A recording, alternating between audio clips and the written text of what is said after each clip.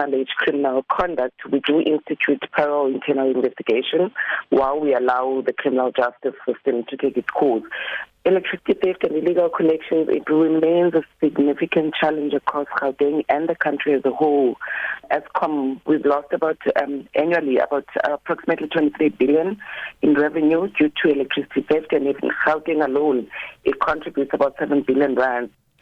Some residents of the embattled Mfuleni municipality in the Vaal are sceptical that the new vehicle fleet unveiled by the executive mayor, Sipho Radebe, will end the service delivery issues.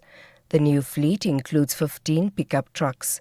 The second phase of the fleet will be unveiled in March. The municipality has been battling to collect waste in several areas. It says its waste collection department has only 2 tippers and 1 loader machine. This is what some residents had to say. I don't think they'll work for us. Maybe a certain group of people or certain areas, but not all of us. And I don't even understand if they purchase in trucks, whereas they've got trucks that are standing in one of the Frenacheng offices.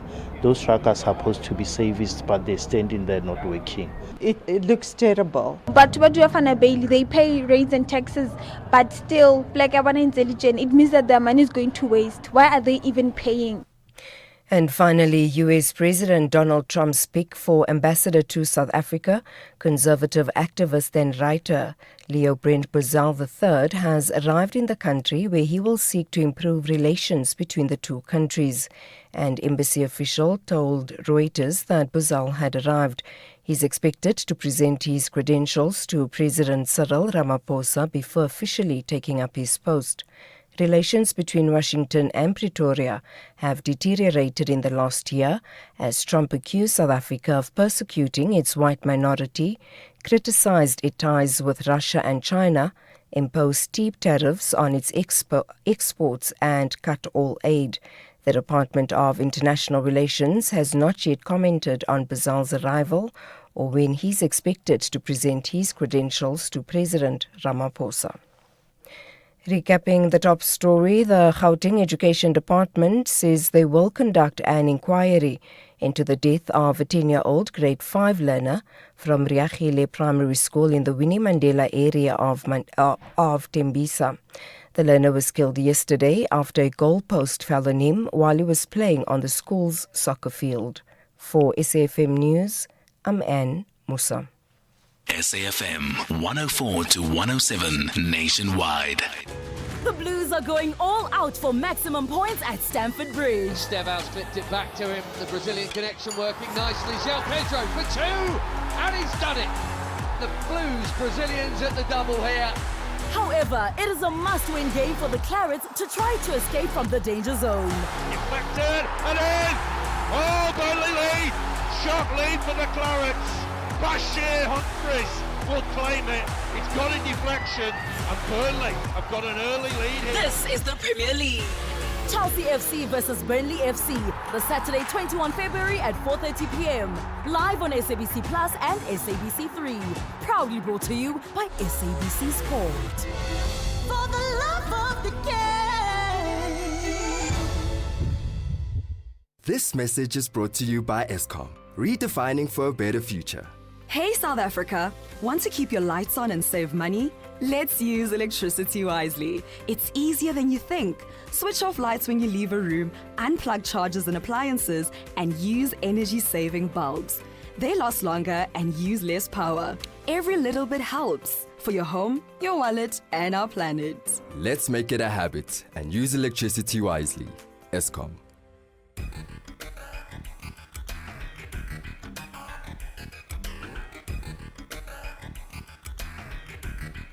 The Talking Point with Cathy Mohlahlana. Weekdays, 9 a.m. till midday. Success comes when opportunity meets preparation. I'd heard that so many times, I thought it was a cliche. I never really paid attention to it. Only now do I realize how true that really is. So when I was in local news in New York, I really wanted to work my way up to get into national news. I'd always wanted to work for CNN since I was a teenager. And I realized, after studying different reporters and how they made it, I realized that it was crucial for me to have a specialty, some sort of expertise, something that I could do better than others, I guess. And so that could be anything from being a sports reporter to being a political reporter or a business reporter. And I was very passionate about business news. So while I was working in local news, I decided to study and teach myself business news, not necessarily because there was an opportunity coming my way or there was an interview that I was preparing for, but because I trusted that one day an opportunity would come and I needed to be ready. So every weekend I went to the library. One weekend I'd study stocks. The next weekend I'd study bonds. The next weekend derivatives. The next weekend mergers and acquisitions, teaching myself. So after doing that for a few years, eventually by pure chance, I happened to meet an executive at CNN. And I asked him which department he worked in. He said he ran the business news unit and he was looking for a reporter. So when I met him, he gave me about 2 weeks to come in for a screen test and also for a financial news test as well. So in his mind, he felt guilty because he only had given me 2 weeks to prepare. But in my mind, I knew in my heart that I had been preparing for years. Most people wait until they get the call for a job interview before they begin to prepare. I truly believe in trusting your struggle, knowing that the hardships you go through will somehow end up being for your own benefit. Zain Asher, she's a British news anchor at CNN International, based in New York City, and you'll see her on the news desk quite often, in fact, at CNN. But it just goes to show everybody has a story, right? Everybody has a story, and there's so much that we can all learn from each other. It's 11 after 9 o'clock. A very warm welcome to you. Welcome to The Talking Point. My name is Cathy Mohlahlana, and I'll be with you until midday as we lead conversations that move us.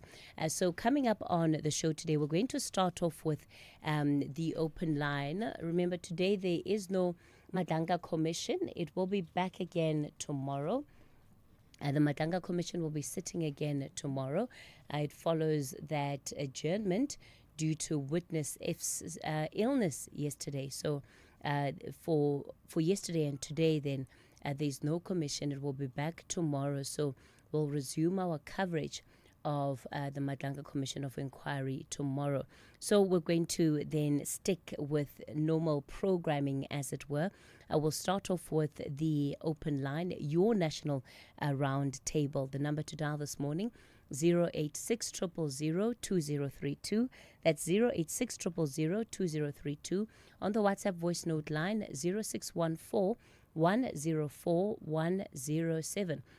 And it's always good for me to say that your voice matters as part of this conversation, right? Our conversation is enriched, and all of us, I believe, are enlightened in one way or the other by the insights that you share when you pick up the phone and you decide to call the open line and have a conversation with the nation about the things that are on your heart. So we'd love to hear from you, as we always do every single morning, to engage on some of the ideas, solutions that you might even have to the challenges that our country is facing. So we'll be in conversation shortly. We'll open the lines. In the meantime, though, you can get dialing 086 000 2032, and on the WhatsApp voice note line 0614 104 107. And I must say that I always note, as I'm coming in I sit down, there will of course be our listeners that start calling in 3 minutes into news. They're already dialing. The phone lines are already, they're already sparking up, because this is how some of you book your place in the queue. You are first in line. So yeah, we truly appreciate it. Sometimes the producers are not able to take all those calls because they're busy printing, and it's a bit of the rush as we come on air. But yeah, I always recognize that, and it makes me feel like, yeah, you see, we're here, we're together. All right, coming up on the show today, the second hour of the show will be Talking Finance with Brian Hirsch. I know that we've had very limited interactions, very limited sessions with the finance segment, especially because of the Madanga Commission of Inquiry.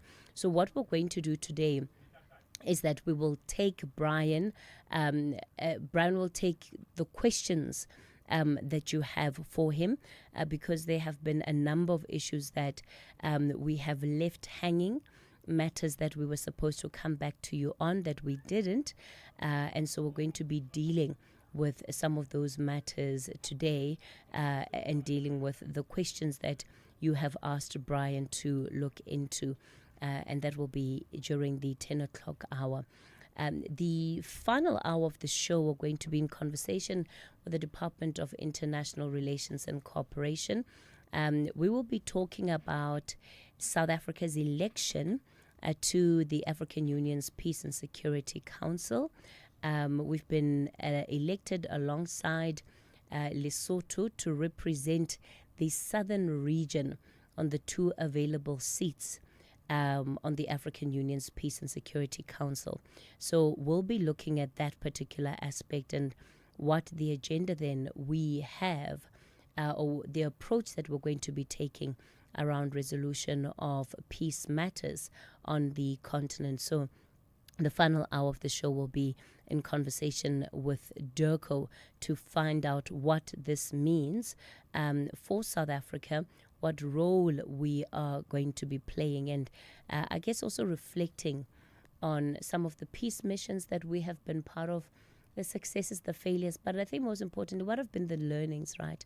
The biggest thing is that where things have not gone the way that we expected, we anticipated, what do we draw out of it to ensure that our decision making for the future is empowered, that it is better than what it was? We can't keep making the same mistakes and making the same decisions as if they have not been learnings that our history has taught us.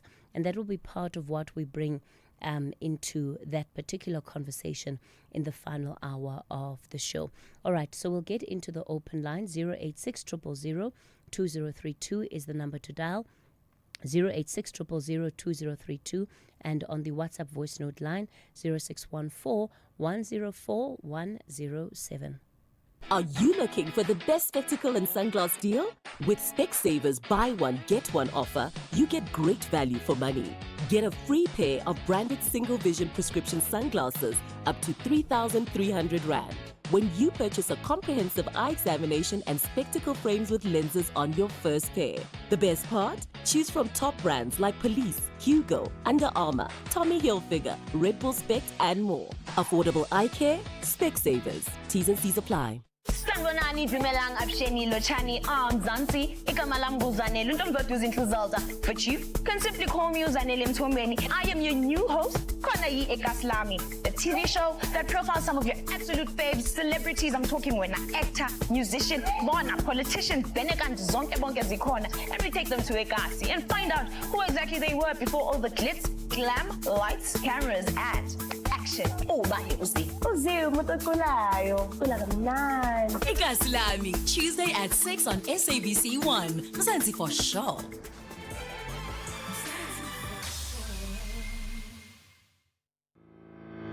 SAFM, in collaboration with the Center for Social Justice at Stellenbosch University, invites you to attend the 7th Annual Social Justice Lecture in commemoration of the World Day of Social Justice on the 20th of February 2026.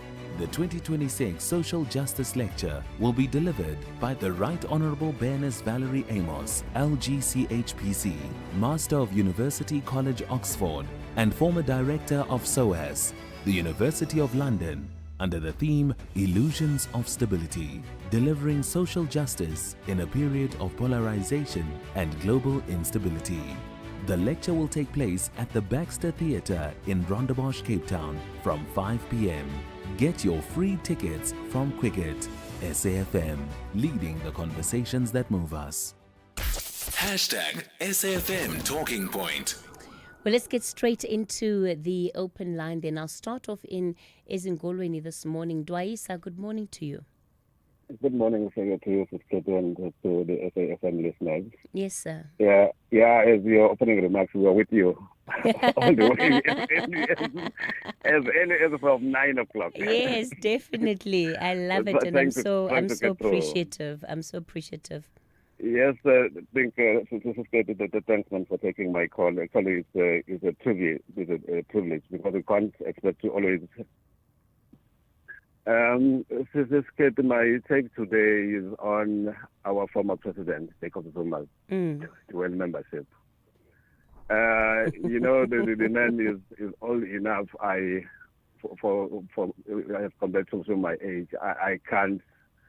I'm tempted to say he is confused, but I can't. All that I can say is that his thinking is void of logic. Why I'm saying this?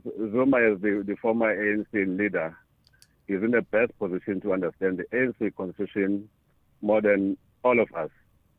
And in the process, it's not only us who are confused, but also his own MKP members. One of them, in fact, as a matter of fact, called in yesterday, venting this confusion. So to me, it doesn't make sense. But Dwaisa, is it truly devoid of logic? Is it truly devoid of logic? If the reason why the former president left the ANC was not because of the ANC. I don't know what's happening. I think the volume is just going very, very low. The volume has gone low. Can you hear me, Dwaisa? Yes, I can hear you. Okay. So what I'm saying is I'm contesting your idea that his behavior is devoid of logic. And what I'm asking is, if the reason for the former president leaving the ANC was not because of the ANC, but because of President Cyril Ramaphosa and whatever issues that they had, which of course also played into the party, right, led to a deep division and factionalism within the party. If his thinking is that President Ramaphosa, well, he'll be out come 2027 conference, so then this gives him an opportunity not only to come back to the party, but to bring the faction he left with back into the organization and see what can happen. Because there's still those in the ANC today who support President Jacob Zuma, who wanted some kind of coalition or agreement of governance with the MK party. Yes, true. True, and adding to what you are saying, Cathy, it can only make sense if he was saying he's leaving MK, he's coming back to the ANC, then he's demanding his membership and all that. I think that's the only way he can retain his membership. Otherwise, it's impossible. You can't lead an opposition party, and at the same time you want to claim your former party membership and even go to even take a stand to go to the court to fight that membership. To me, it doesn't make sense. And lastly, Cathy, I must say this is my opinion. President Zuma's name history will judge him harshly. I'm not judging him, but his name will be counted among those who caused the ANC downfall and losing power. No, not only by forming MKP, but while he was still in the ANC, he caused a lot of harm, a lot of damage, and that damage to me is irreparable, absolutely irreparable. All right, Dwaisa, thanks for that contribution. Yeah, I guess in many ways, the former president is somebody that can be described by being his own man. He is his own man. He will not be told. He does what he wants to do when he wants to do it, and everybody else, deal.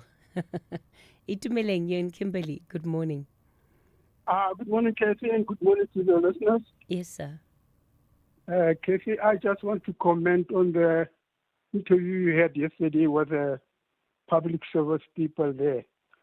I didn't listen to it all, but I was very much disappointed when you were asking for solutions and people tell you about establishing another task or another body to oversight.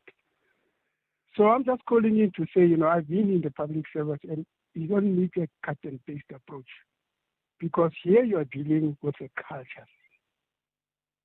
The ruling party allow the culture of entitlement to take root in the public service, and it has damaged us a lot. I can say all these commissions that came about, the Zondos and so on, was as a result of that. Because some people felt they could do whatever they wanted, to claim post and when they wanted and so on. So it's a whole culture thing that must change.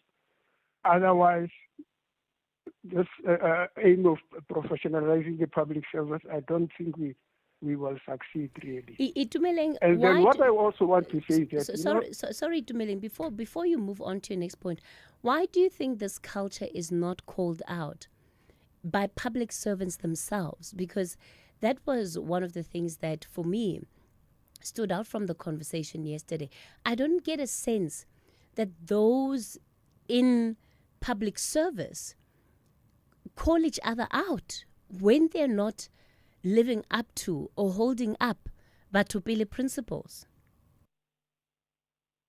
Cathy, you are right about that. But what I've seen with the public servants, immediately being discriminated within the workplace. You know, the approach is always say, okay, I'll just sit back, wait my turn until I finish the 15 years or say, get my pension. Most of them do that. You are right, they don't take a stand. And if they do, I've always wondered, you know, whenever you have this open line, I don't hear even public servants, there are so many of them. And there's been a lot of discrimination. I always say it did not end pre-1994. Discrimination continued. And you are right about that, Cathy. I'm really agreeing with you that the public servants should now stand up and decide to change this thing once and for all. Yeah? Your last point very quickly, Tumeleng. Hello? Yes, Tumeleng, I interjected, so I'm giving you a chance to make your final point. Okay. No, I'm just saying I agree with you, Cathy, that okay. the public servants themselves should do something about it. Okay, perfect. Yeah. Thanks for that, Tumeleng. Because it's happening under everybody's watch, right? You're all there. When you see somebody being treated badly, when you see somebody being turned away,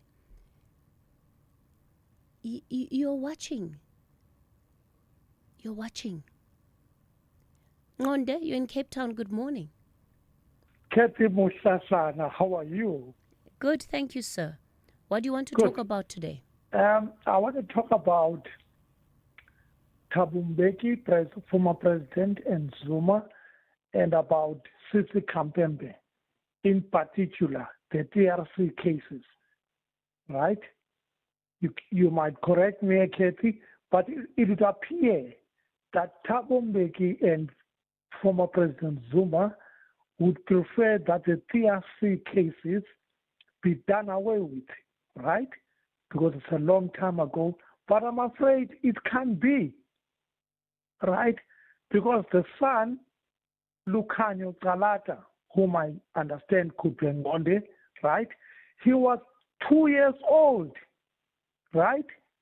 When that massacre happened, right? In 1985, 2 years old. So he does not know his father, right?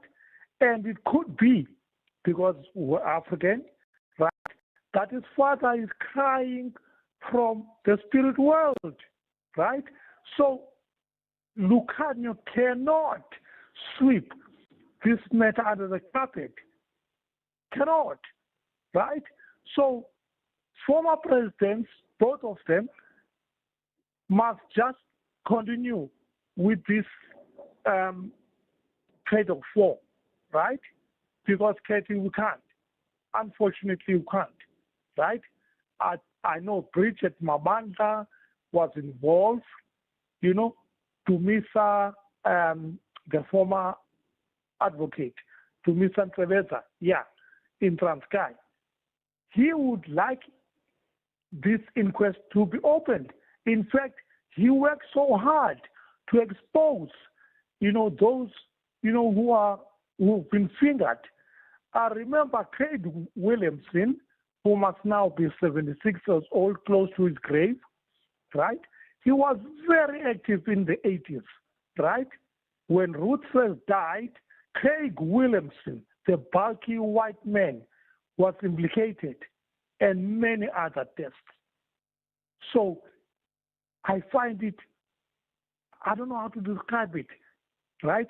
It is unfair, and I want Kalata to continue fighting the good fight of faith. Because with me personally, right, I'm also attached. Because although I don't know Fort Kalata, but I do know the brother of Matthew Goniwe, the late Professor Goniwe, who was born 1936, right? We were so close together, and we used to share a lot about Matthew Goniwe. He used to call him Matthew Mateo. I rest my case right there, Cathy. Sure. Ngonde, what you've said is just, it's so powerful.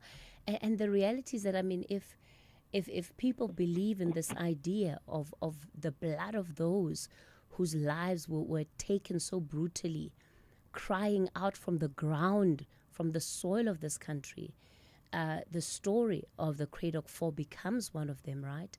And it hasn't been an easy journey for these families. Lukhanyo Kalata, who is somebody I've worked with, I've got great respect and admiration for him. It hasn't been easy, for him to also run this race that he has been running and really put himself at the forefront. But at the heart of it is a cry for justice. And I think it's the way in which doors have been slammed in their faces. These people were not fighting for nothing. They were fighting for this very democracy that we enjoy today. And yet, how do we memorialize their lives, right? How do we honor their lives? And there are many others, of course, who might not be at the forefront, but simply from a perspective of posture, there is a posture that I believe our government has taken that dishonors the sacrifice that those men and women made. Because if it was not the case, we would not be here today. Let's take the latest news headlines. Good morning, I'm Anne Musa. In the headlines, Mayor of Mfuleni local municipality in Gauteng and ANC member Sipho Radebe says he remains the mayor and will not resign. This follows allegations that the ANC Sedibeng Regional Executive Committee has instructed him to resign. The Gauteng Education Department says they will conduct an inquiry into the death of a 10-year-old grade 5 learner from Riachile Primary School in the Winnie Mandela area of Tembisa. The learner was killed yesterday after a goalpost fell on him while he was playing on the school's soccer field. U.S. President Donald Trump's pick for ambassador to South Africa, conservative activist and writer Leo Brent Brazil III, has arrived in the country where he will seek to improve relations between the two countries. An embassy official told Reuters that Brazil had arrived. I'll have details on these and other stories at 10. As Mnyamangenkani want to be remembered for stopping the reigning champions. However, Masandawana believe the Buccaneers will experience a long night of sadness. This is the Betway Premiership. Lisekazini forever. Catch the big clash between Orlando Pirates and Mamelodi Sundowns on Wednesday, 18 February at 6:30 p.m.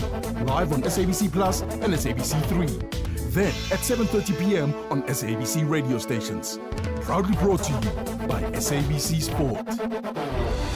For the love of the game.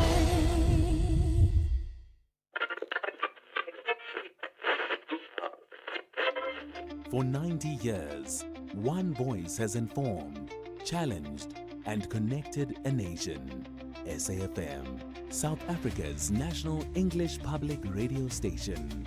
Established in 1936 as the SABC's very first service, the A program evolving through the English service, Radio South Africa to SAFM in 1995, shaping thought and strengthening democracy.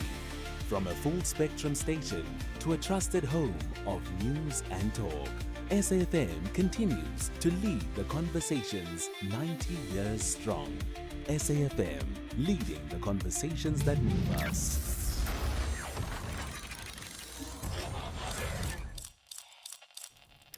If you love live music in beautiful spaces, Symphony by the Water is one to diarize. It takes place at Midmar Dam on Saturday, the 7th of March 2026, featuring the KZN Philharmonic Orchestra with an incredible lineup of South African artists. Tickets are available now at Web Tickets, Pick and Pay. Exhibition and store spaces are available at 600 Rand. And for more information, you can follow at Symphony Waters on Facebook, Instagram, and TikTok. Let's have the conversation. WhatsApp voice notes on 0614 104 107. Morning, Cathy. This is Tabitha Bloemfontein. I concur with the caller there that is complaining about public servants. My sister, just go to Department of Labor now, or just call their number. Especially here in Bloemfontein, you call the Department of Labor's numbers. It will ring without being answered. But there is someone that is employed to answer that phone. The same as Home Affairs, same as hospitals, clinics, And I blame the unions, Cathy. The unions are destroying public services.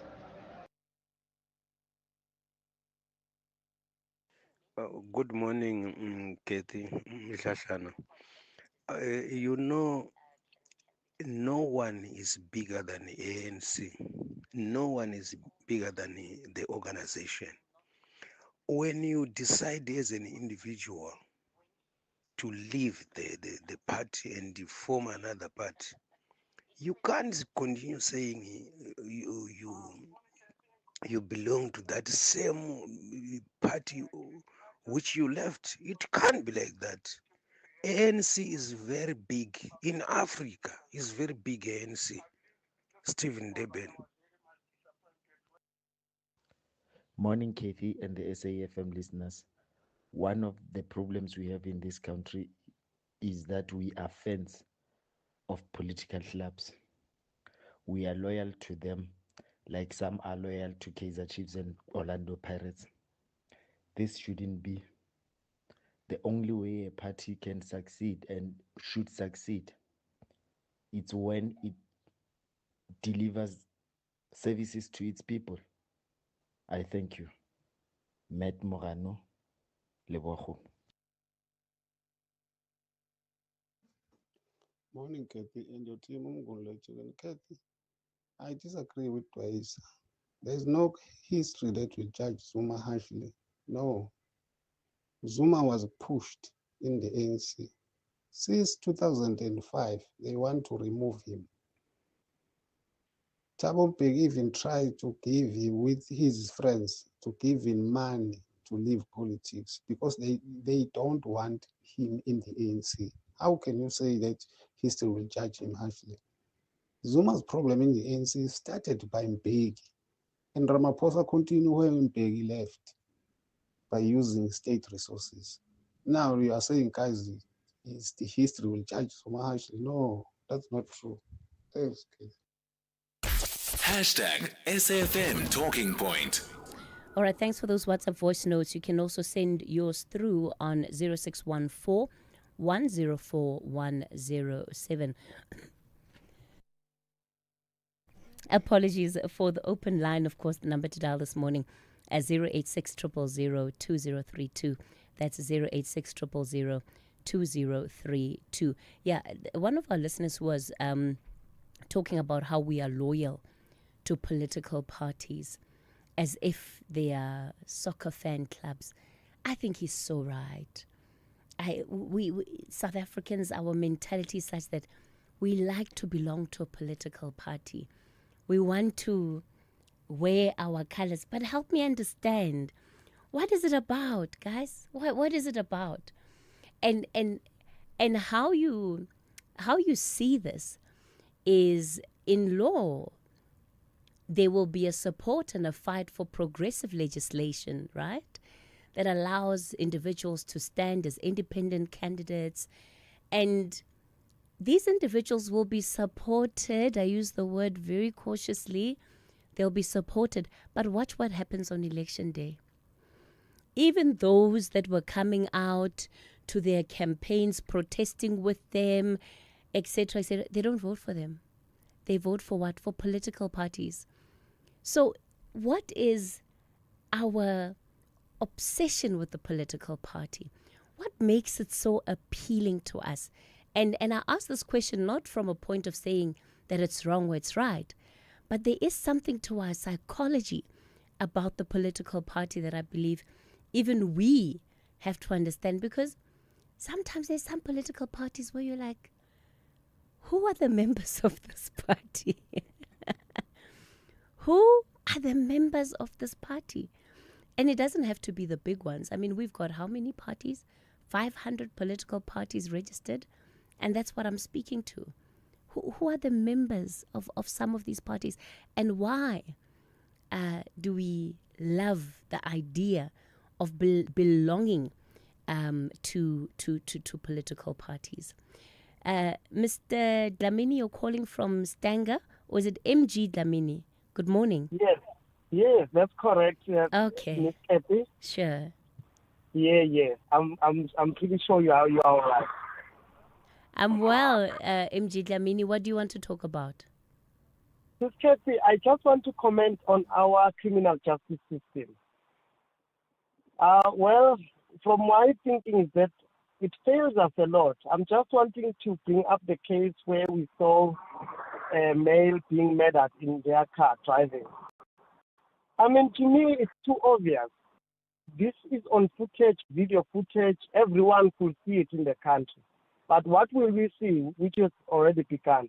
Postponements and postponements after postponements. The judgment might come after 2 to 3 years.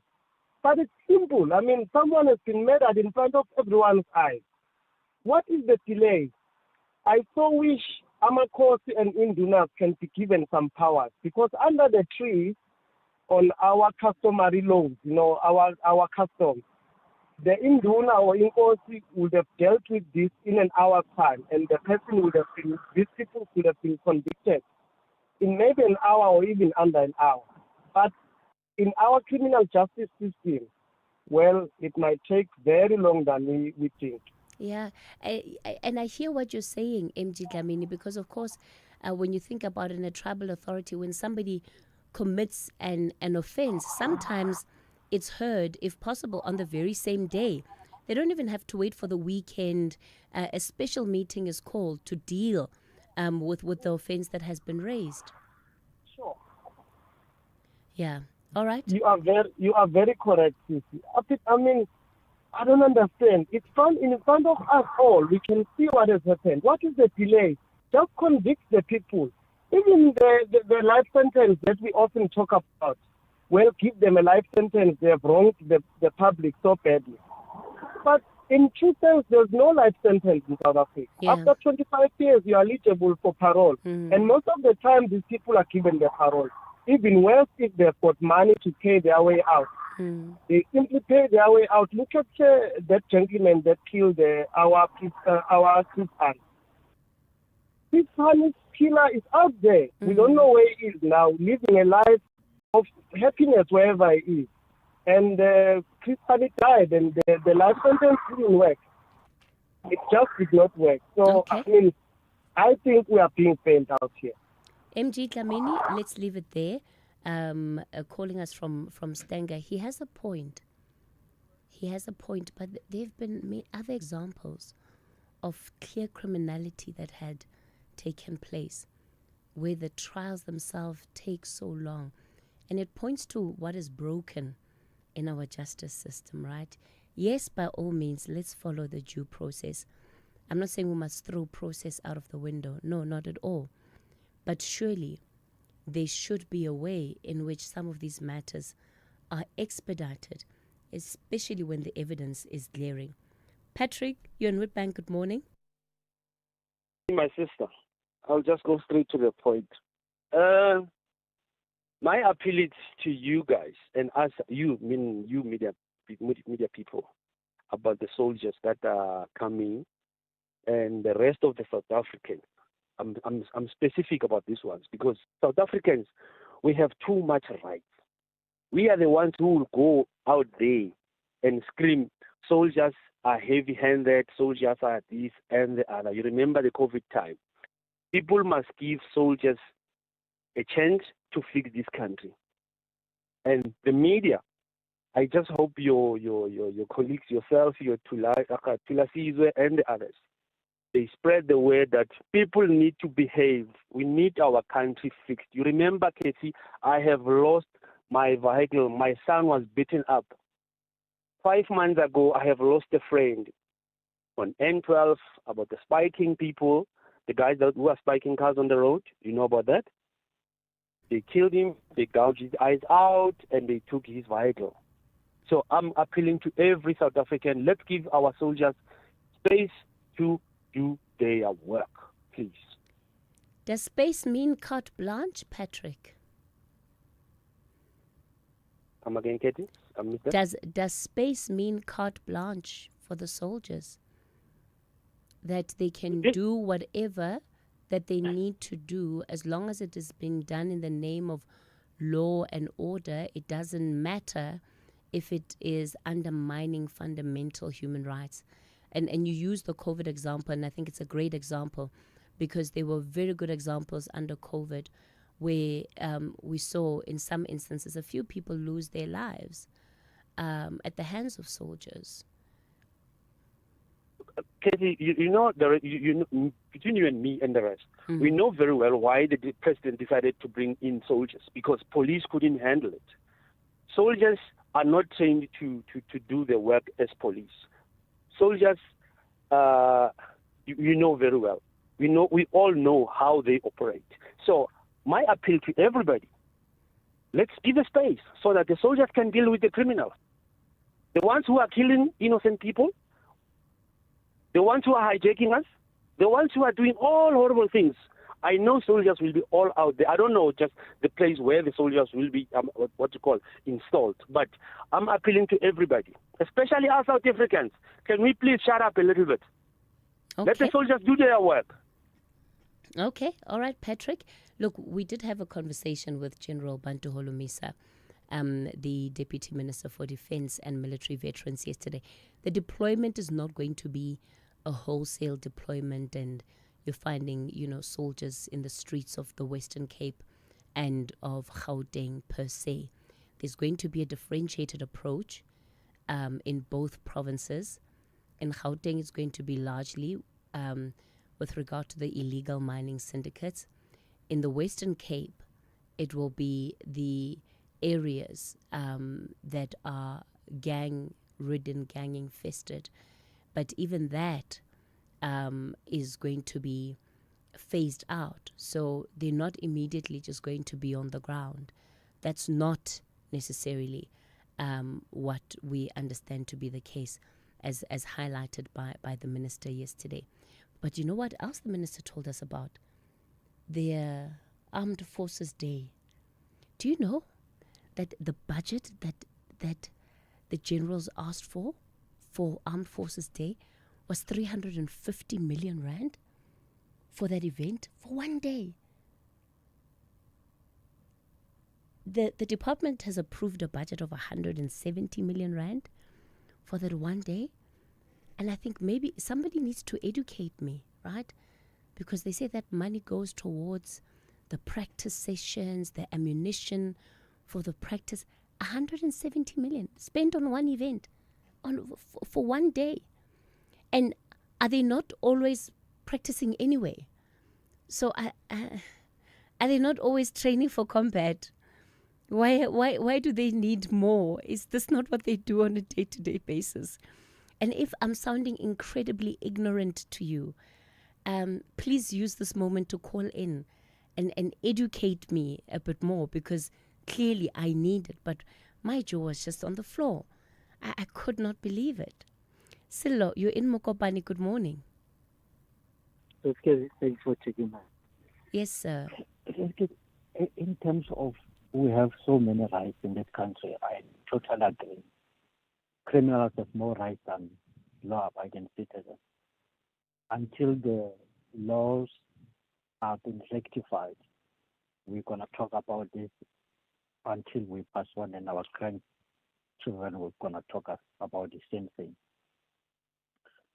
When I was listening to you, I want to quickly touch about what you're asking us about how people are badly handled at work and public service and everywhere. Does it include also SABC?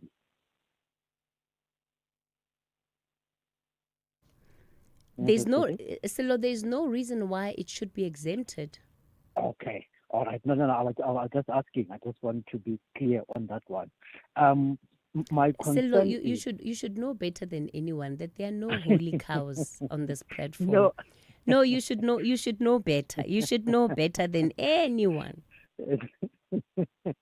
This case, sometimes we think we know, and then sometimes we don't know. But that's what I want to be sure what I'm talking about. You remember when O'Sullivan treated Sakina on air so badly? If I'm correct, I need to be corrected also here. Did SABC or journalists, or even you, Cathy, did you have any quarrel or complaint to SABC about how the handling of or the treatment of Sakina by O'Sullivan? Even yesterday he did it to Undlozi at Power FM. Was it any noise coming from you as journalists in the SABC to say, guys, how are we going to move forward with this arrogant person who does not want to be questioned? He wants to talk alone. Anything that is said, it must be a gospel truth, and he must never ever be questioned by any journalist. Did this thing or this incident touch you as a journalist? Let's be specific, as you said, Cathy, that how are you going to go forward with this kind of behavior of certain people who do not want to be held accountable? To the public. Yeah, Selo, it's such an interesting thing that you're bringing up, because there are many Paul O'Sullivans. Okay, let's do this. Let me take this break, and then we'll continue with the conversation shortly. Don't go anywhere, Selo.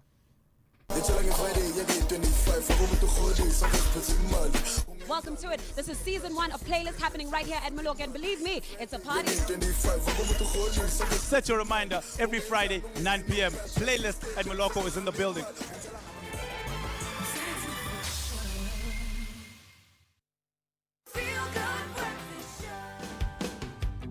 Sugar, spice, and everything nice. Bite after bite, this is Bake That Thing. Every Friday, we fire up the ovens, featuring South Africa's best bakers and most loved patisserie masters. From sweet showstoppers to savory favorites, it all begins in the oven. Get inspired live every Friday, only on Espresso on S3. This is Bake That Thing.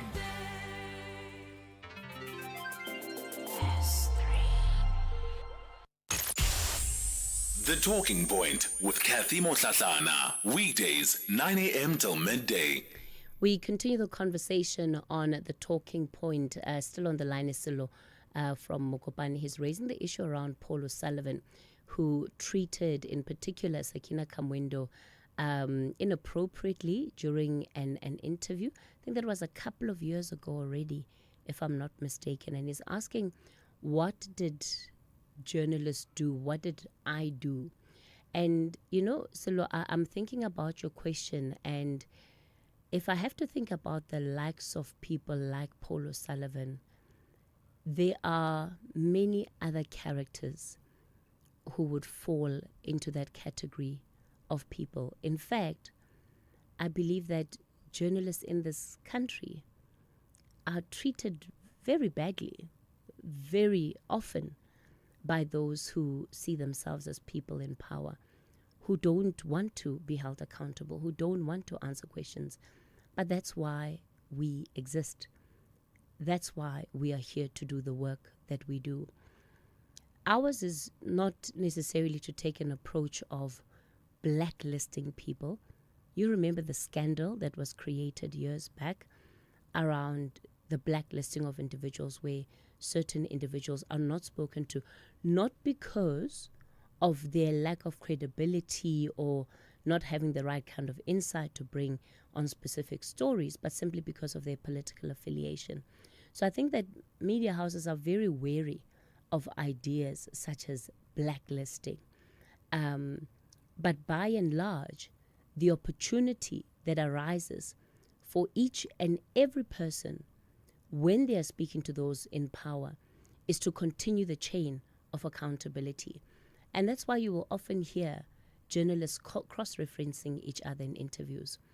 Because a minister might have not want to be held accountable before Cathy, but I see the interview and, or maybe Clement Manyatela watches the interview. And later when he interviews the same minister, he's going to cross-reference what this person said in that interview. So it might not be overt, but I can guarantee, Silo, that behind the scenes, there's a lot that journalists are doing to support each other.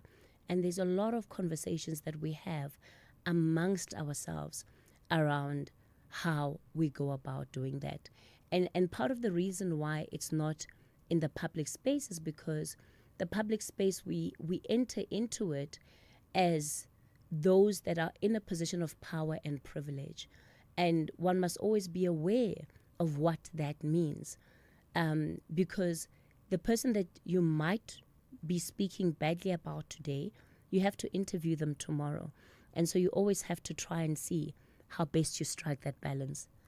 I hope that gives you insight, even if it doesn't maybe answer your question directly. I do understand what you're saying now, Casey, that you guys are doing something behind by supporting each other. But in front of us, when we listen, when we watch you on TV, we don't get that.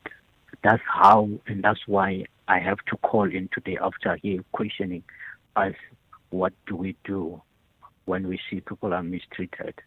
So I think as a request, if it is possible, I do know this case that there are journalists that are being treated badly. There are ministers, MECs. The recent one is that one of Clement Manyatela, whereby I think, if I'm correct, a spokesperson or someone from the Premier to suggest that Clement will never ever interview that particular mayor or premier. So I'm asking them, how do we deal with this as journalists? Do we leave those guys in power to just do as they please? Because in front of us, when we're listening to you guys, you are a mouthpiece of us. In most cases, there are certain questions. You are privileged to ask certain questions, and you have enough time more than us. But if we don't see that happening, the rebuke of these individuals, public servants, you name it, politicians, we won't know about them. But until we know about them, then we'll have a different approach, a different set of mind to say, okay, the journalists are on the same page. Okay. They are helping each other. They are supporting each other. And for you guys not to come out like us, because you cannot say certain things on radio, I can say it. So that's how I wish the approach of this kind of incident, people, politicians, and whatever, it can be communicated with us, okay. Even if not you, but I think it should be, because my view is, and my mindset was, this guy can just do anything or say anything to this journalist, and then the rest will just shush because they not want to be kicked out or to be victimized and so forth and so forth. That's my approach, and then that's my understanding. And as you said, I do understand this case, and I do understand that you are in a very different and difficult position to just rebuke a minister or president or anyone. I think I take too much time. I think I Only understand now you say that. and thank Bye-bye, you so much. Silo. Man. Yeah. You take too much time and then you say, I think I took too much time. Arnold and Kuruman, good morning. Okay, been waiting. Thank you. And sorry, Arnold. Sorry.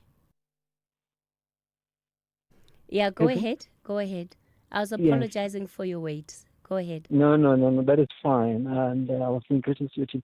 Cathy, I want to weigh in on the TRC matter with rather a question to you and your listeners to say, for us as South Africans, particularly the racial groups that are identified victims of apartheid, to say what is justice for us or what is going to be justice for us.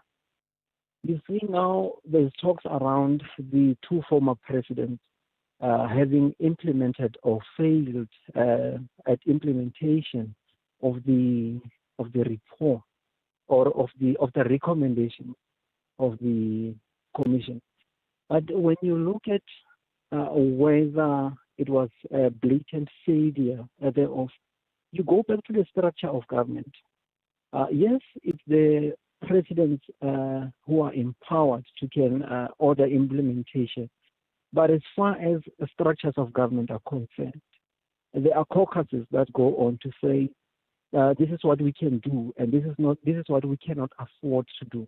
Now, when I say what is justice to you, Cathy, and also the racial groups that were affected by apartheid, you see, we go back now.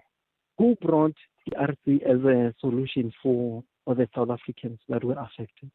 When you look at a model that was supposed to take us out of apartheid over to this democracy, as we so call it now, we need to always go back into who devised this method for us.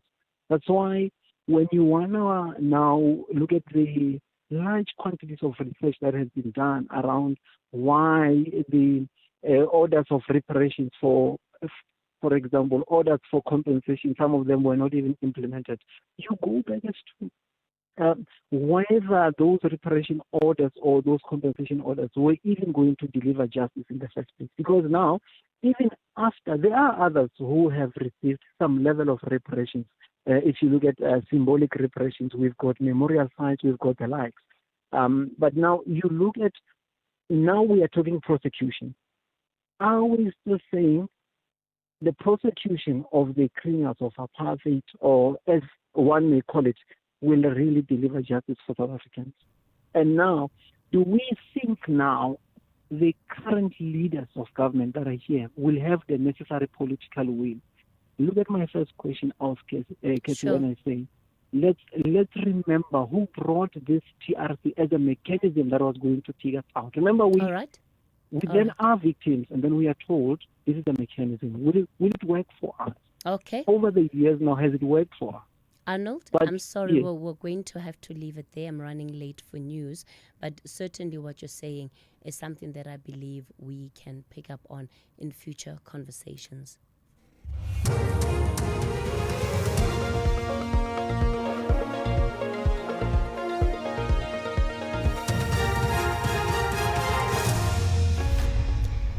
In our top stories, Mfuleni Mayor defies party order to resign, and analysts expect a positive shift in unemployment figures. Good morning. Mayor of Mfuleni local municipality in Gauteng and ANC member Sipho Radebe says he remains the mayor and will not resign. This follows allegations that the ANC Sedibeng Regional Executive Committee has instructed him to resign. Radebe has told SABC News that he's engaging his party. You're speaking to Executive Mayor Sipho Radebe. The mayor hasn't resigned and the mayor have not resigned. So there are still engagements that will still to be there between the organization that has deployed me. But right now I wouldn't want you to speak about that up until, we have something that we can speak about.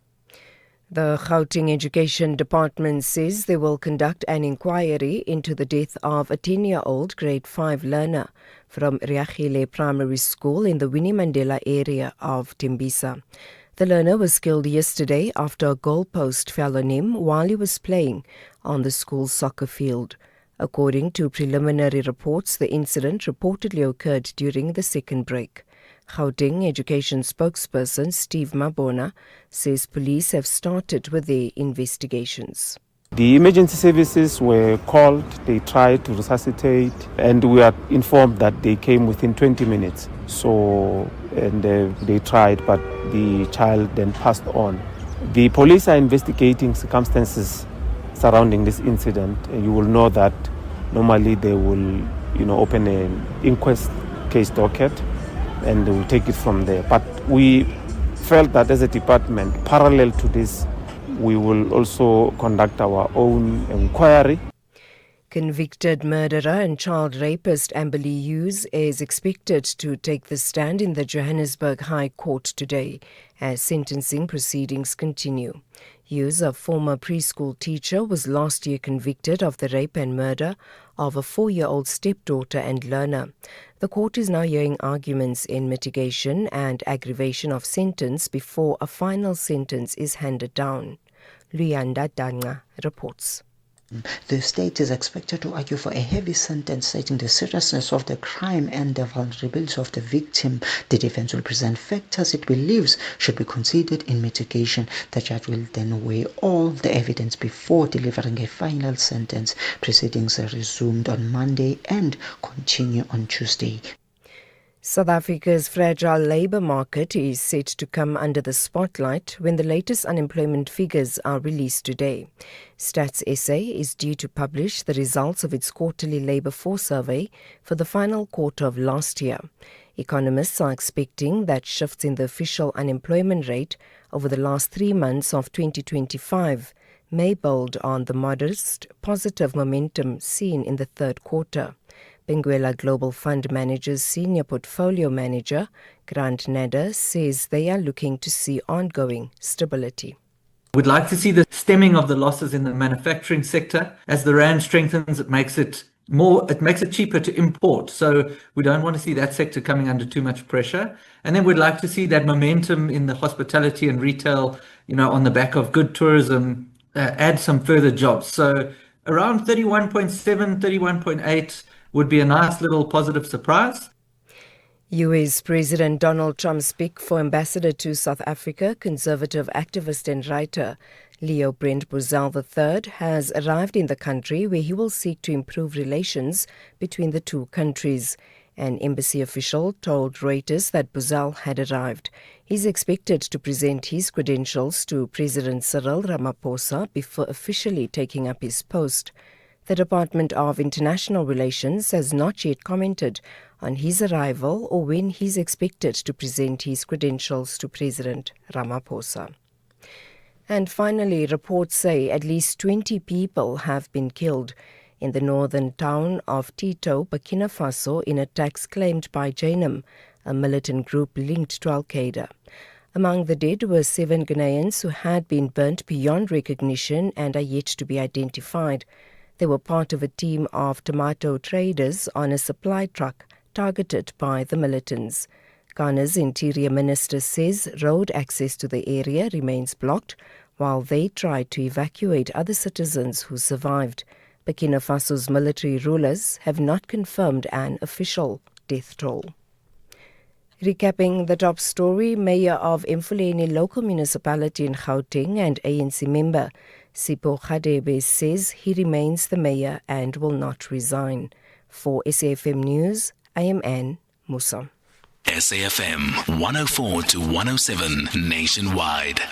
There's a bold new rhythm on SABC2 and it starts Monday 9 February, weekdays at 3:30 p.m. A new vodcast, Our Space, fires up conversation with young perspectives. At 4:30 p.m, a new talk show, Ain't Like Let's Connect, hosted by Penny Lebiane and Fran Rico. At 7:30 p.m, Deal or No Deal, now in a new time slot, Raising the Tension with Katlego Mabue. At 9 p.m, The new telenovela Pimville, starring Gil Mabalane and Tapelo Mokoena, brings bold Soweto stories to life. From 23 February at 7 p.m, settle in for new drama, Paradise, starring Losha Cooper, Ilse Klink and Zayn Mias. This is the new era of SABC2.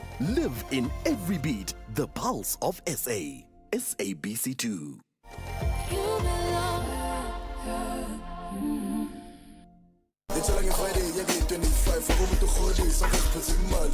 Welcome to it. This is season 1 of Playlist happening right here at Maloka, and believe me, it's a party. Set your reminder every Friday, 9 p.m. Playlist at Maloka is in the building.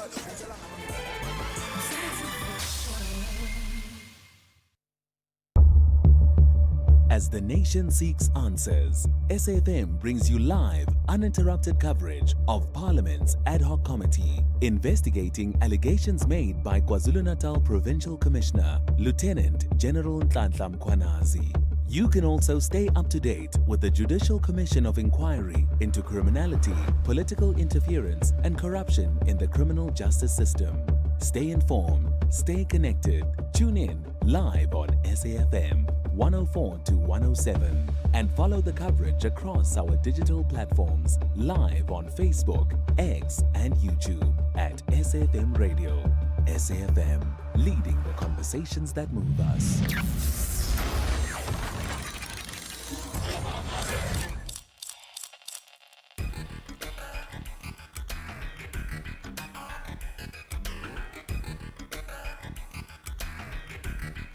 The Talking Point with Cathy Mohlahlana. Weekdays, 9 a.m. till midday.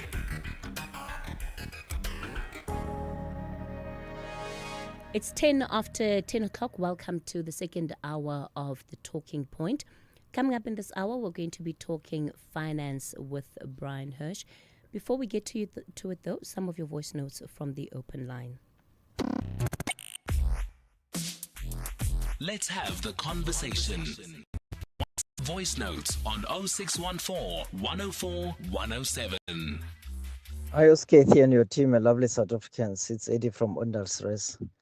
Yo, that amount, the general, maybe the general made a mistake. Is it not 37 million or 35 million or even 350,000 rand? I think the general got it wrong. When the general was on the other side, he was making noise that if he was in the opposition benches, he was going to say something different. But now, just because he's in the GNU, now the general sees nothing wrong. That is too much. South Africans are struggling. That's too much, General. Kathy, I was not aware of this budget for Forces Day. They should cancel that day, and the money should be channeled to fix the Roy Falcons that we have. That money should be used to improve the uniforms, ammunition, and fix barracks because the conditions there are appalling. Mina, I feel like if you want to put an end to crimes in South Africa, the priority should be to create jobs, create employments, make people busy, make these young people busy. Let them earn means to sustain themselves. Because if you suffocate the country with the soldiers and the police, while families or parents don't have means to feed their family, it won't be possible. You're gonna go that side, they will go on the other side. So I think the priority is to create jobs. Just make everybody busy, make them earn a way of living. Thank you. Anonymous Durban. Hi, Kathy. I doubt if there's any consequence management in our public sectors. I'll give you a typical example with the BMA. A lot of things have been happening there, but Minister Leon Schreiber is just there being fed information that's incorrect. And it takes it and puts it in the public. And no one knows, no one challenges them. But we've been raising the bar. I've been particularly raising the bar on this particular radio station, but nothing has been happening. #SAFM Talking Point. All right. Thanks for those voice notes and for sending them through. It's 15 after 10 o'clock. The voice notes on the army and the spending there. Yeah, look, I mean, yesterday following that conversation, our producers, we did reach out to a number of, analysts within the military space who understand matters of budget, etc. And they're giving me feedback from the first hour. And they say it's pretty much, it's in line with what other countries spend, because the whole point is to show the might of your army. And so it doesn't look like there's anything questionable around the spending, at least in their eyes. But as an ordinary citizen who, is not well versed in some of these things, that number certainly is very jarring when you hear about it and when you look at it to think, oh, right, this is how much spending is going into this one single day. So I think we'll park it there with that conversation for now. Brian Hirsch, a very good morning to you. Yep, Cathy, nice to be back in the studio. Great to have you in studio. Do you miss us? Because most weeks now, this is become more of a luxury than anything. Cathy, I'm programmed. 33 years coming to the studio, and funnily enough, I was thinking when I was walking in this morning, this is where I started, in the dungeon. We're back in the dungeon, compared to the 6th floor. Yeah, but I'm programmed. Tuesday morning, I'm up 9:30, drive to the studio. Now I'm a bit lost. So don't cancel our slot permanently. No. Don't cancel our standing Tuesday appointment permanently. Yeah. So, Brian, we've got a lot of matters that we've left hanging. There are some listeners who've sent us questions that we haven't been able to do or respond to. So maybe let me begin with giving you the opportunity to do that, and then we'll also deal with some of the questions for this week. Okay, Cathy, many calls I get from listeners always ask me, they've invested in private companies, they haven't heard from the private company. How do they get their money back? What do they do about it? A lot of these private companies they've invested in disappear, and they don't know, and they've been invested for years, they haven't heard. So the question that I'm always asked is, what is the difference between buying shares in a public company and a private company? So I wanted to share with our viewers, and I'm also always saying, if you're going to buy shares in a private company, be warned. It's easy to get in. It's not easy to get out. I think one of the most important components of an investment portfolio is if you buy a share in the morning, can you sell it in the afternoon? We're not talking about profit, but can you get out? And you can in a public company, but then understand a lot of public companies also have limited amount of shares on the market, and particularly the smaller companies, it's easy to get in again, but sometimes when markets go down, you can't get out. So understand the liquidity before you buy a share through easy equities or any of those companies. But the advantage of buying in a public company is public shares are listed on the stock exchange, making it easy to buy and sell quickly at transparent prices. You know exactly what you're buying at. Easy access and low entry barrier. Anyone can invest, from retail investors to institutions with small amount of capital. Transparency and regulation, very important. Public companies must publish audited financial reports and comply with strict reporting standards, giving investors more data to assess health and performance of the company. Absolutely critical. And that's why I never ever recommend the company on this air, because I may be recommending it today. The company may come out with results disappointing in 6 weeks' time, and then you may have bought the share and you haven't heard me talk about it. So that's why. Diversification and the market choice.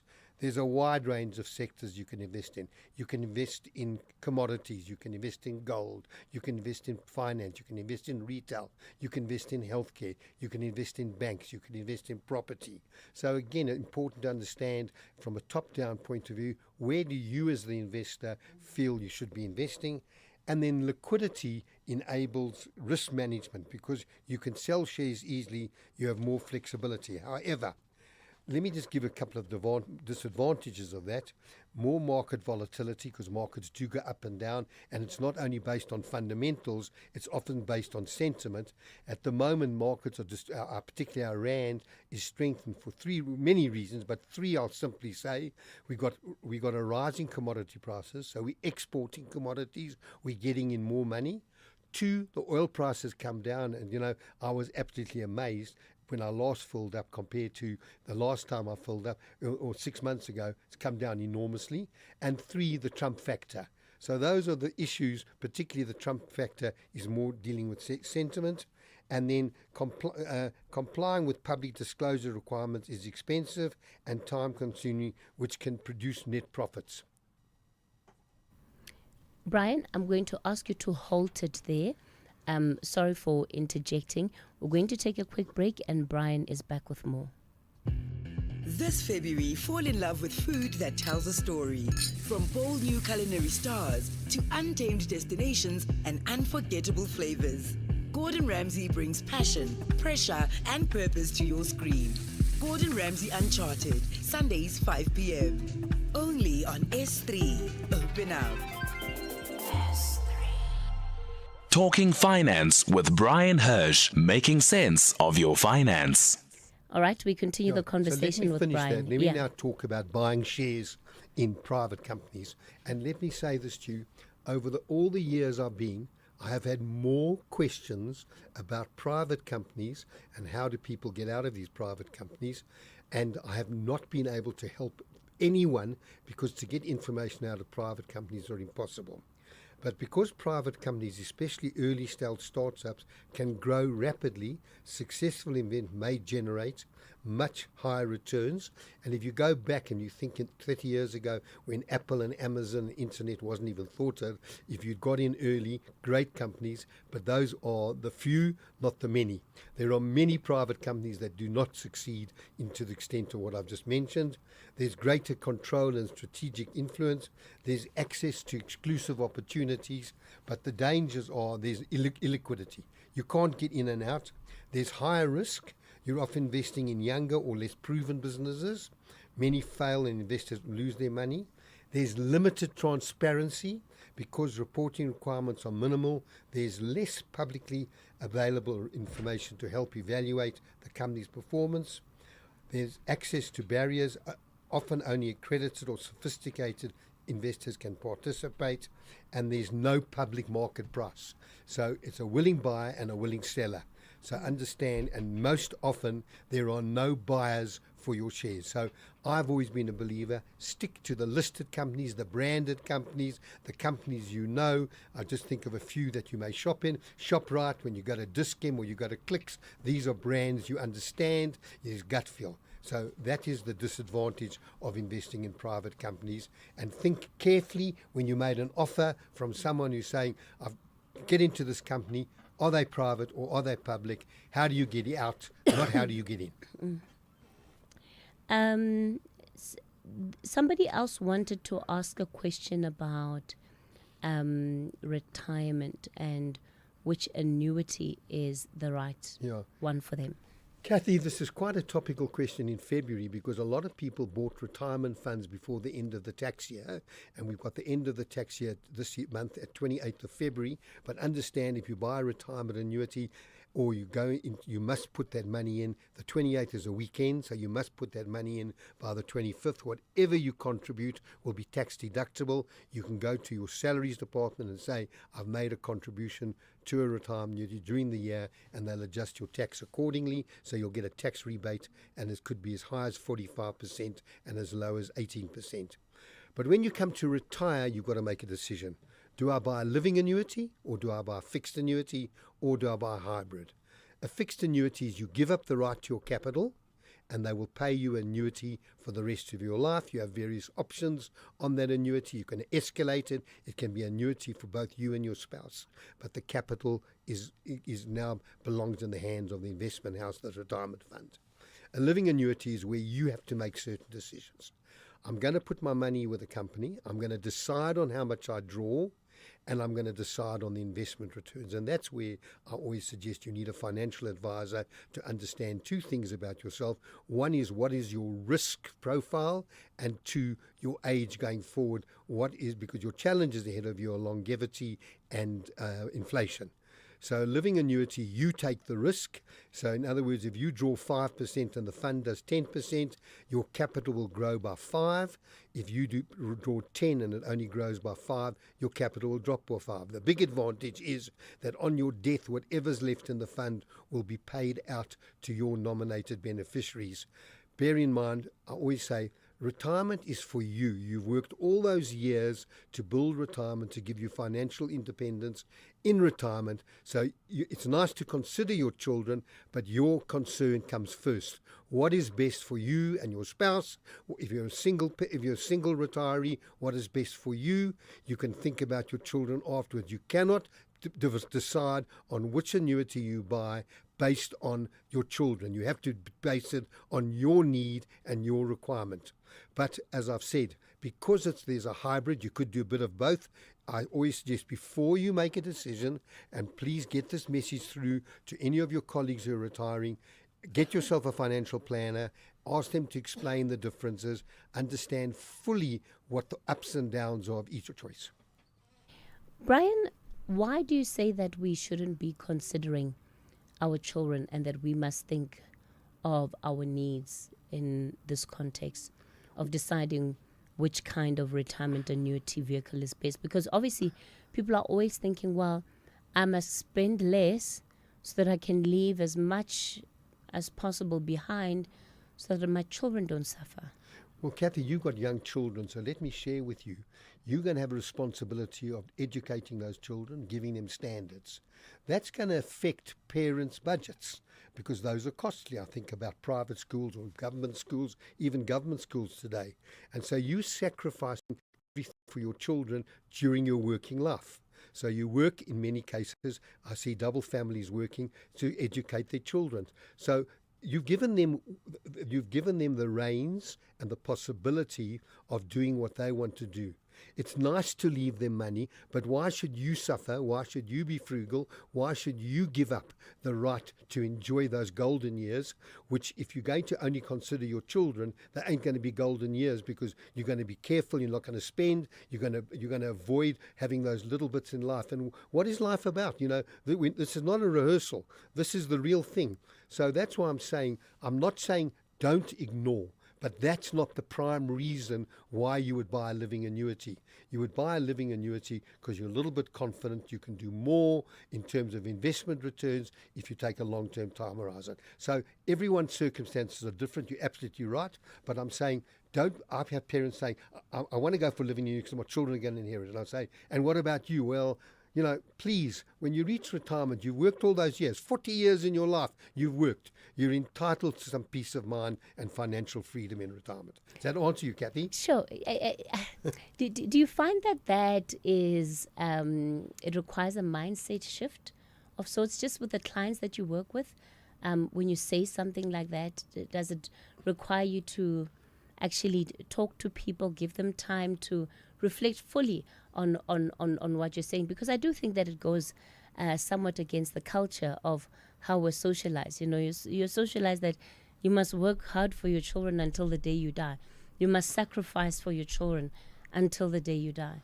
Yeah, Cathy, there's a saying, if you fly economy class and you leave money to the children, they'll fly business class.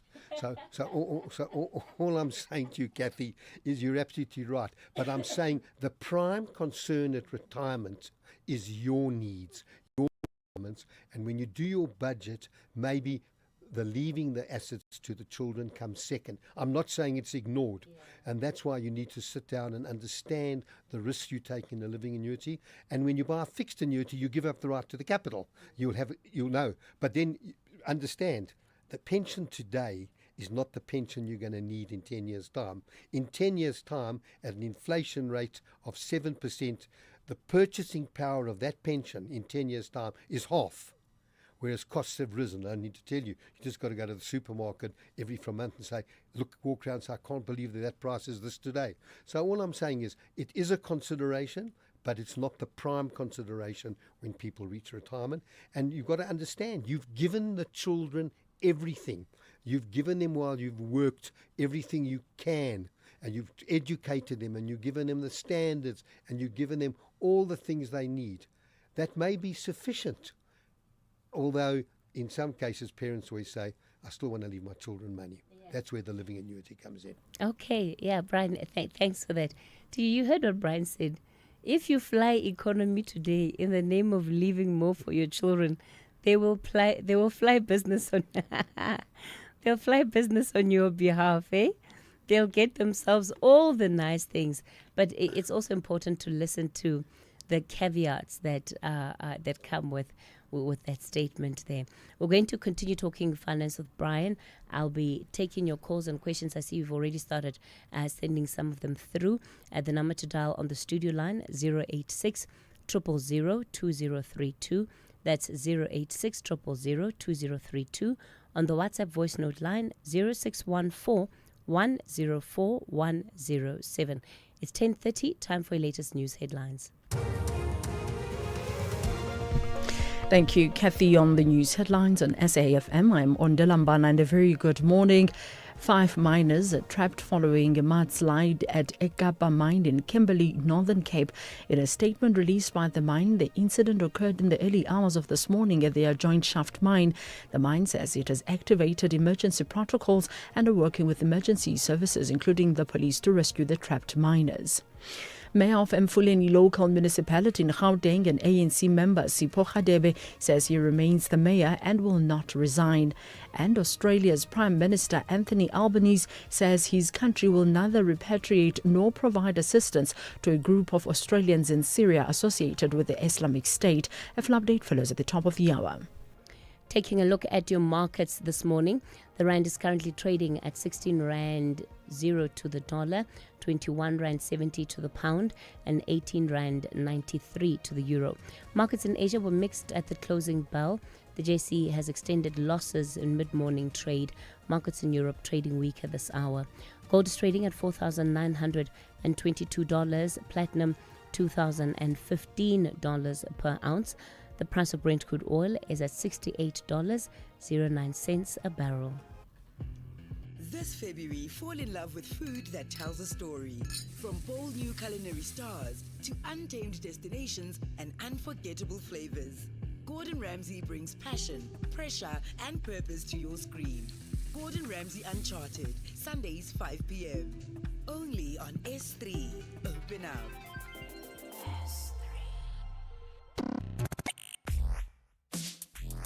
Let's have the conversation. WhatsApp voice notes on 0614 104 107. Morning, Cathy. This is Nati from Cape Town. Can you please ask Brian there, what is his take on this BEE shares? Because I don't think they issue like a great return on investment. For example, I do have like the Sasol Inzalo shares, but compared to maybe like if ever I had taken that money invested in something else, well, I would have got like better return on it. Can you just maybe like give just an overview on all the BEE shares that are normally offered? Thank you. On all the BEE shares, but I know the few that I do know have really underperformed. Mnet, Sasol, Barlow's, they really have underperformed. It was an opportunity for BEE individuals to actually participate at a good price in that particular company. And we've had a difficult time over the last 5 to 7 years in South Africa with our industrial and retail shares, and most of the BEE shares are all local shares. The shares that have moved, people think our markets have moved, but there are only 16 shares that have really moved. That's gold and platinum, Naspers and Process and Richmond. So if they're not a BEE, PE has been very disappointing, but so have the price of those shares. If I think of banks and I think of property funds and so on, even though they had a good year last year, up to last year, very underperformed just before COVID right through. So, yeah, it's been very disappointing. There are a couple of schemes at the moment to try, because there was a fixed date when you would be able to convert those BE shares, but it hasn't worked because the price is below where they expected it to be. You've just got to hang in, and like everything else, difficult to get out there. You've got to speak to the company and say, look, I want to liquidate. How do I liquidate? Some will be able to. I mean, certainly, if I think of Sasol and Mnet, those are highly traded shares. There may be an opportunity. I tell you what I'm going to do. I'm going to take this question further. I'm going to talk to our analysts, and I'm going to give a more comprehensive answer next week following my discussion with them. Thank you, Brian, because I think that's also what he's looking for, what to do now. A question that I think is quite important that came in was around the power of compounding interest. The power of the compound interest. Well, people don't always understand the difference between simple interest and compound. They see a figure and they assume. So all I'm saying to you is if you're getting simple interest, you're getting interest on your capital on a yearly basis. And that means if you invest 100,000, you're getting 8%. You're going to get 8,000, and the following year, your million rand, 108,000 reverts back to the million, and the interest is only paid on that 100,000. Compound, it says, add the interest earned in the previous year, and then I'm going to earn interest on that. And the compounding effect over a 10, 20-year period is absolutely enormous. I'll give you an example. Someone retiring at 55 and continuing to make contributions and then retiring at 60, someone who's going to get R1 million at age 55, because of the effect of compound interest in the last year of the year, they will get around about 1.7 million 5 years later. That's a phenomenal return because of the power of compound interest. So it's added on interest.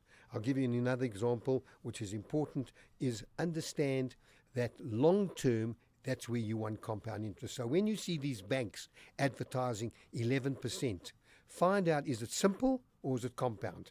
Because in many cases, an 11% is a simple interest as compared to 8% compound. Do the numbers. Mark in Durban says, Cathy, I'm 40 years old. Please ask Brian if he's heard of a company called Fairsure and if he has any thoughts on the company and how much a starting point is a month for a retirement annuity. Did he use the name Fairsure? No, Fairsure. Look, okay, understand when you're buying a retirement annuity, it's not the name of the company that's important, because that is what I call the room. You're going to buy, and I don't know Fairsure, I really don't know them. That doesn't mean there's anything wrong with them. However, why not buy a retirement annuity from them? Because that's the room. So it doesn't matter what company you're buying.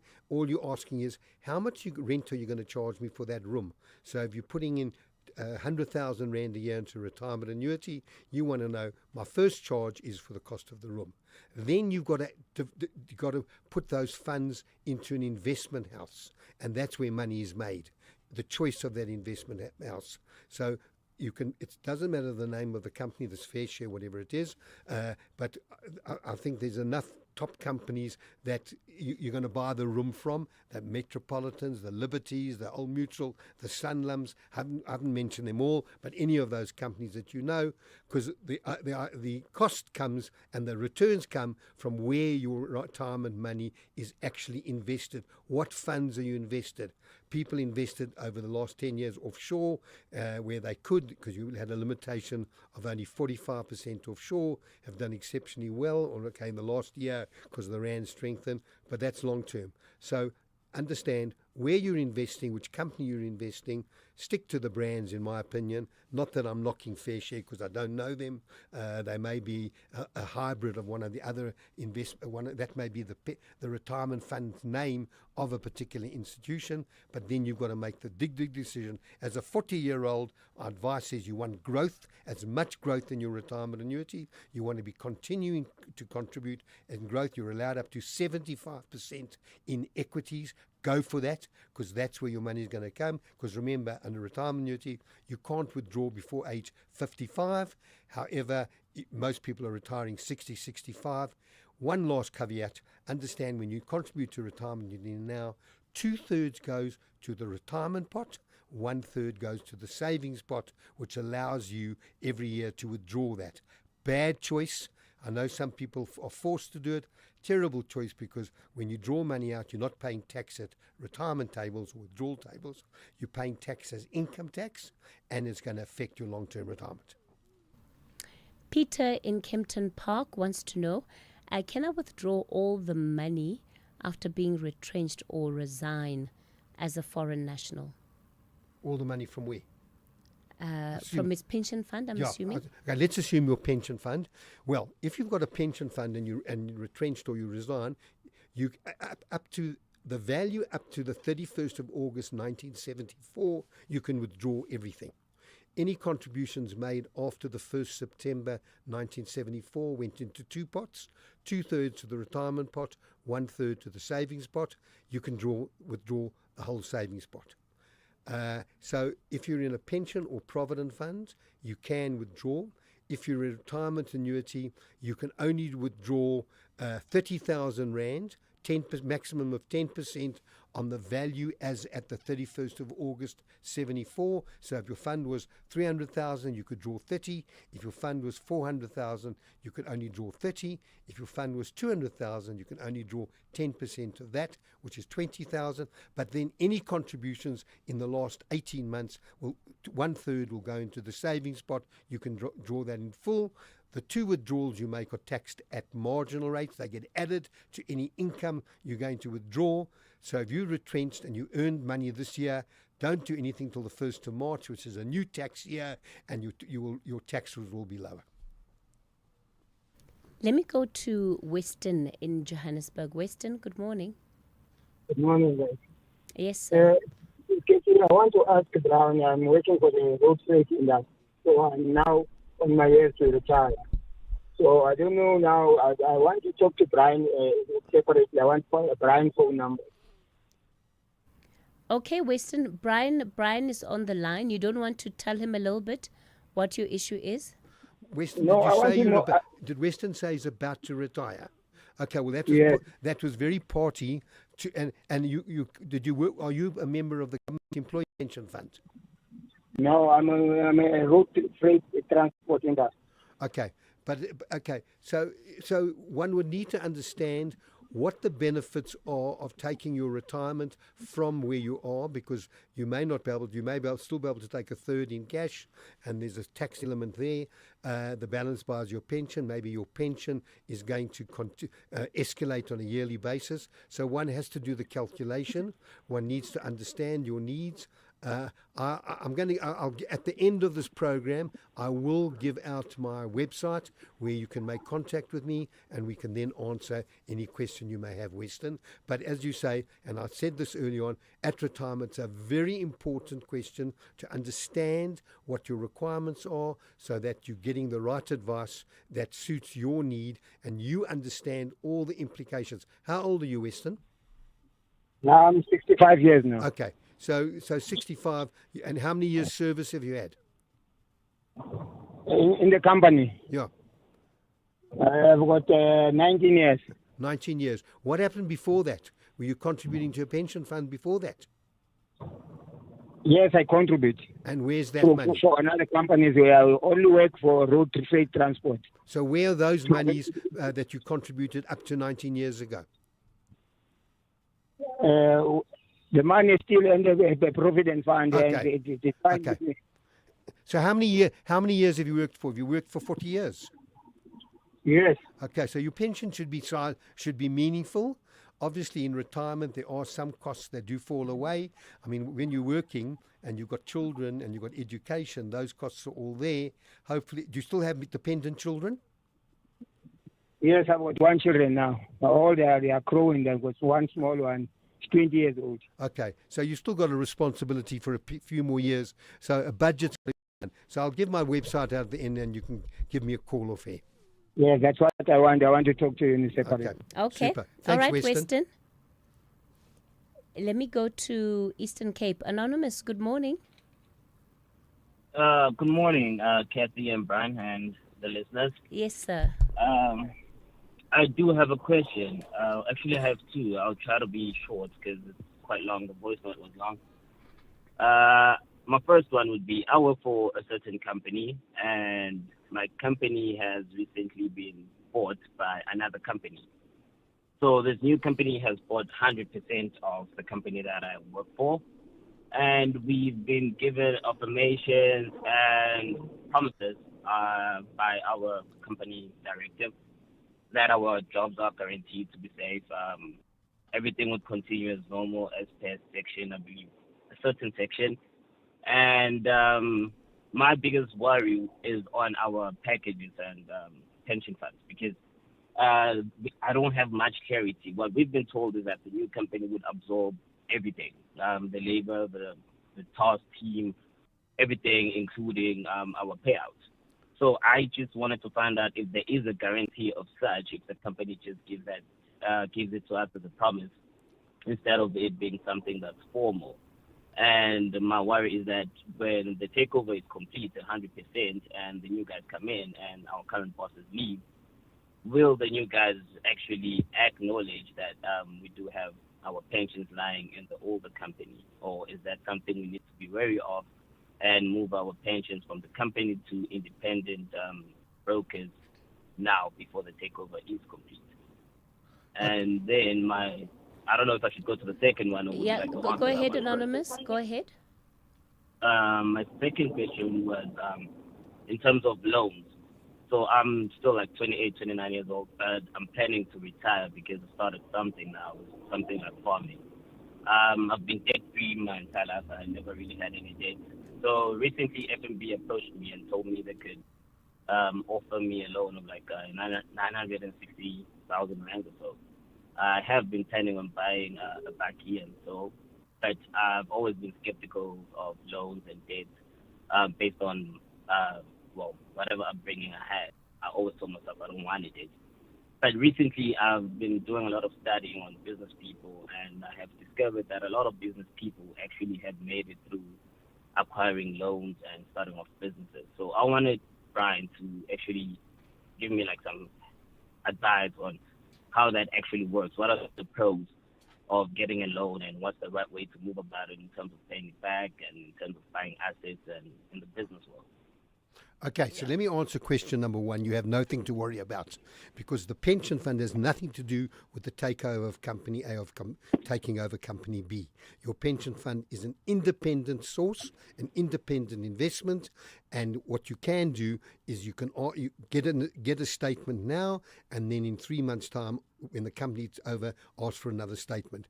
They're honouring your jobs. Part of your package is you will contribute to a retirement fund. They will make a similar contribution unless it's a defined contribution fund. But 90% of funds today, maybe even 95%, are defined contributions where your contribution is defined and their contribution is defined. So I don't think you have anything to worry about. If it does turn out, you always have the Financial Service Conduct Authorities, the FSB to go to. You have the pension fund adjudicator. So there's lots of checks and balances, so I really wouldn't worry. The second point is, let me say, yes, you're absolutely right. People have made a lot of money in gearing, where they've gone into businesses, used the bank's money, or even in property, they've taken a loan, a bond, where they've made an investment, and the investment they've made is growing, and the tenant is paying off the bond. However, when you talk about buying a bakkie, it's a depreciating asset, and I don't. If you can not afford not to borrow the money, but rather build it into your budget and take a HP or lease on that vehicle, and it's within your budget, rather a better way to do it than to take a loan from the bank to go and buy the vehicle. Because remember, the banks are not philanthropists. They want their money back, and I heard today about them doing away now with prime rates and wanting to deal with the repo rate. I'll deal with that at the end of the month when I do some questions again. What does it mean to individuals? It's nothing to be concerned about, but just a different way of calculating. We're all used to prime. So all I'm saying is I wouldn't be taking money for a buckie. However, if you bought a property, an investment property, not your primary residence, and you then took a bond and then you got a tenant to pay off the bond, understand all the possible problems that come with tenants. Tenants come and go. Tenants don't maintain the property.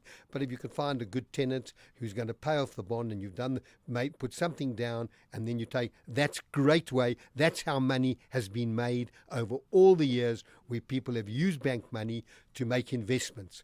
But you're certainly not making investments in a vehicle. What if I need that bucky for a business? Because I'm into farming. Okay, The government. Okay. So now you're saying I'm into farming. I've got certain possibilities of income. I don't have all the capital, so I'm going to borrow money from the bank. And I must say, if you're into farming, I'm not sure how the land bank works at all, if that's into farming, but I would imagine the land bank borrows money and maybe at lower rates than what the bank will give it to you, unless, has the land bank offered you money or commercial bank? It's a commercial bank, Okay. FNB, the ones So that check that out. But if you're going to business and you don't have enough money, you're going to have to borrow the money. So the bucky will be part of a business expense, and you've done your homework. You've done an evaluation of what you're doing. There's nothing wrong with borrowing money for that reason, because you hope to grow the business. Not every business succeeds, but there's no doubt you're 28, you said 28, 29, so no reason why you shouldn't be borrowing money to grow your business. That's how money is made in the long term. It's not how you borrow to spend. It's borrow how you grow your business. Great idea. Thank you. So what's better, getting money from the bank and buying the bucky, or rather I go to the dealership and lease the bucky? No. Because either way, I feel like it's still coming through the bank. Well, but if I borrowed money from the bank, I could kill the balloon pricing because I paid off cash. And then I could sell goats to cover the interest and whatever force that comes through the bank. That's what I was thinking. Okay, I don't one know simple if that's question. If you borrow 960, is that what a bucky's going to cost you? No, I don't want the entire amount. I just wanted it to. So very simply, you're going to pay the bank interest, and if you buy a car, if you lease a car, you're going to pay interest, and the loan cost from borrowing money at the bank may be lower than the lease costs. So you need to check up on that and see what is more favourable to you in terms of leasing or borrowing money from the bank. Oh. Okay, so I need to compare costs. Okay, just to give you an example, normally when you borrow from the bank, depending on your status, the prime rate is 10.25. Many people can get, today, they can get prime -1, so they're paying 9.25. When you lease, the leasing company is also borrowing money from the bank, and they're now going to charge you more on the security of the bucky, so you're probably paying prime +1. There's a difference of 2%, and that works in your favour. Yeah. Okay. All right. Anonymous. Thank you for that, Brian. And Anonymous, just make sure that you've poked holes in that business plan. Hey, you've got to make sure that you poke holes in the business plan, because it could well take some time before the business is breaking even, and you've got to factor in all of these costs. You don't want to find yourself living from hand to mouth and under pressure because of this loan that you've now taken. It's time for a quick break. Let's continue with Brian after this. Ezimnyama Ngenkani want to be remembered for stopping the reigning champions.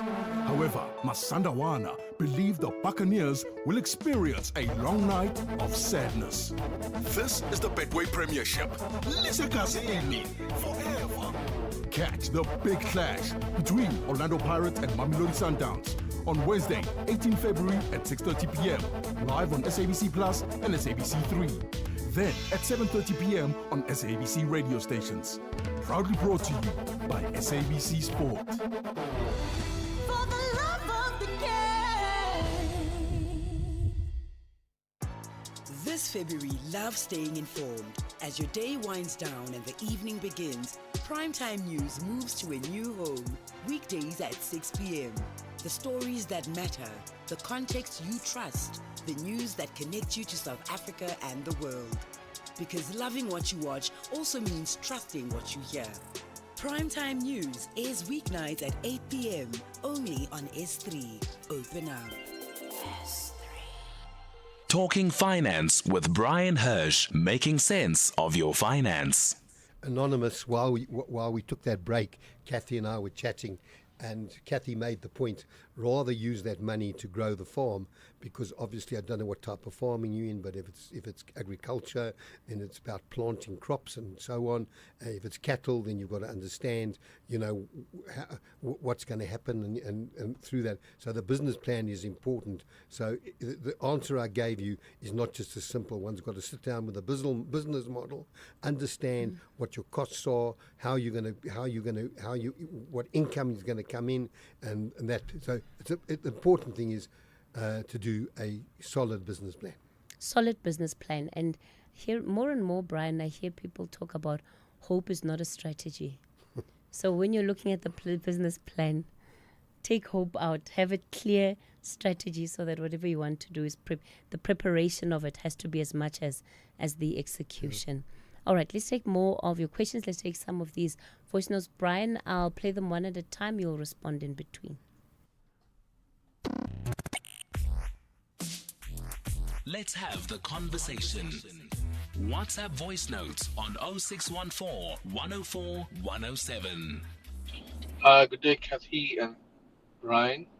My name is Herman. I am with the KZN Pension Fund with the Tikwini Council, and our pension fund that's been administered is Fair Show. My question is, I'm going to be 60 in a few weeks' time, and I retired 63. I'm on the aggressive at the moment with the fund. But when is a good time to switch to a balanced or conservative fund? At the age of 60, 61, 62, or when?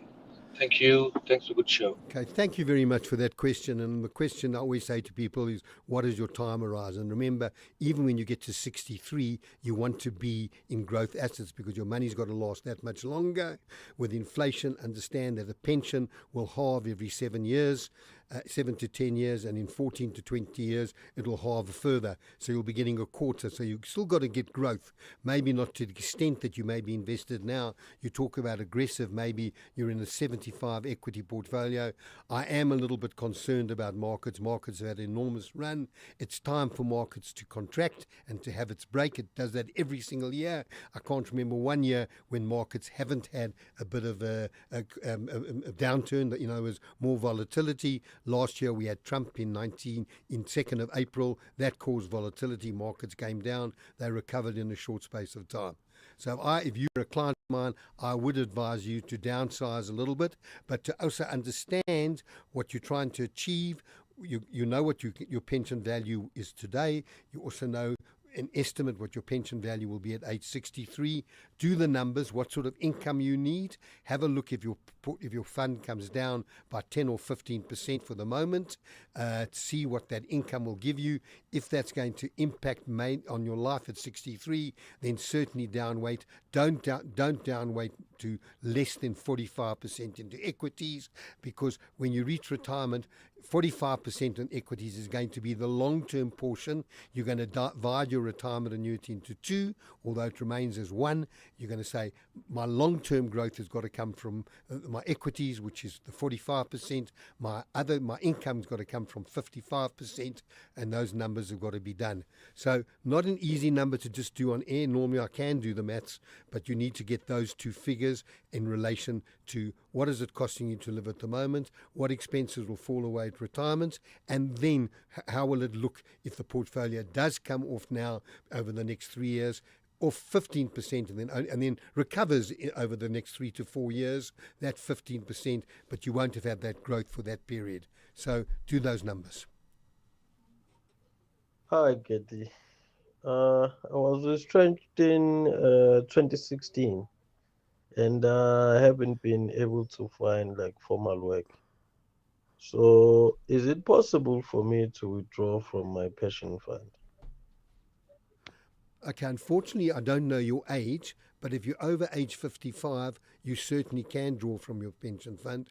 If you're under 55, you can only adhere to the two-pot system, which allows you to draw 10% of the value of that portfolio with a maximum of 30,000.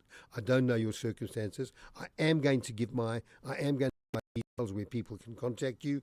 I would like, because you're not on air, I can't ask you questions, but people can contact me on www.bhca.co.za,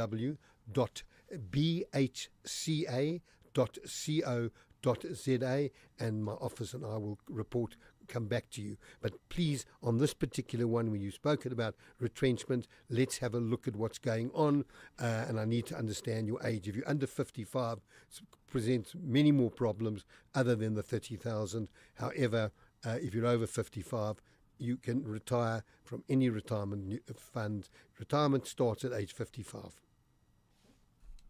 Cathy, good morning. Cathy, can you please ask Brian, what is the difference between interest and growth?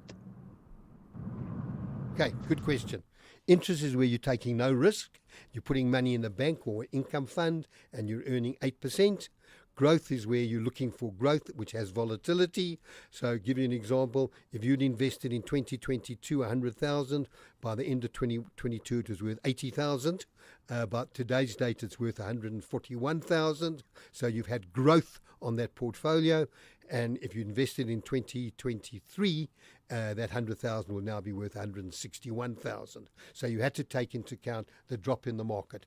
Growth means G stands I'm going to grow my capital. W stands I want to create some wealth. R says I'm going to take some risk. And the last letters, TH, says I need time and I need to hold through the difficult times. There will always be difficult times. And the O is you can put your little eyes and hair on that, as that relates to you. Thank you for that, as always, Brian. We've come to the end of the show. You're back again, well, hopefully next week. We'll see. We'll see. But your contact details quickly, Brian. I'll repeat it, bhca.co.za.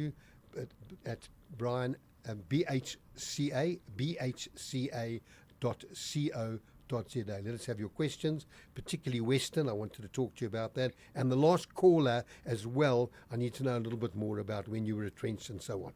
Okay, fantastic. Brian, it's always a pleasure. Thank you very much. Thanks, team. For coming to studio, and thank you all for the questions that you've put through for Brian. It is now 11 o'clock. It's time for us to go to the news desk for the latest news update.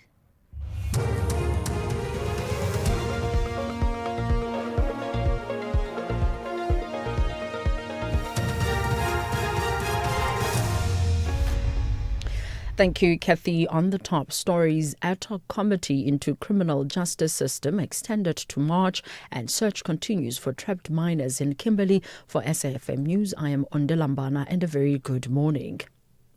The work of the ad hoc committee probing allegations of criminal infiltration, corruption and political interference in the criminal justice system has now been extended to the 31st of March. This follows a motion by ANC Chief Whip Mdumiseni Duli marking the third extension since the committee began its work. Some of the witnesses that are yet to testify before the committee include Northwest businessman Bran Mokhodzi. Mokhodzi refused to appear in person before the committee unless his security detail is paid for by Parliament for 7 days, and the institution indicated that engagements with him are continuing. This is how Nduli presented the motion to extend the ad hoc committee. I'm standing here to present a draft resolution that the House extends the deadline by which the ad hoc committee to investigate allegations made by Lieutenant General Nhlanhla Mkhwanazi has to complete its tasks to the 31st of March 2026. Thanks, Madam Speaker. No objection. The motion or the resolution has been agreed to. Management of Ekapa mine in Kimberley, Northern Cape has confirmed that a search and rescue operation is underway to find 5 mine workers who have been trapped following a mudslide since the early hours of this morning.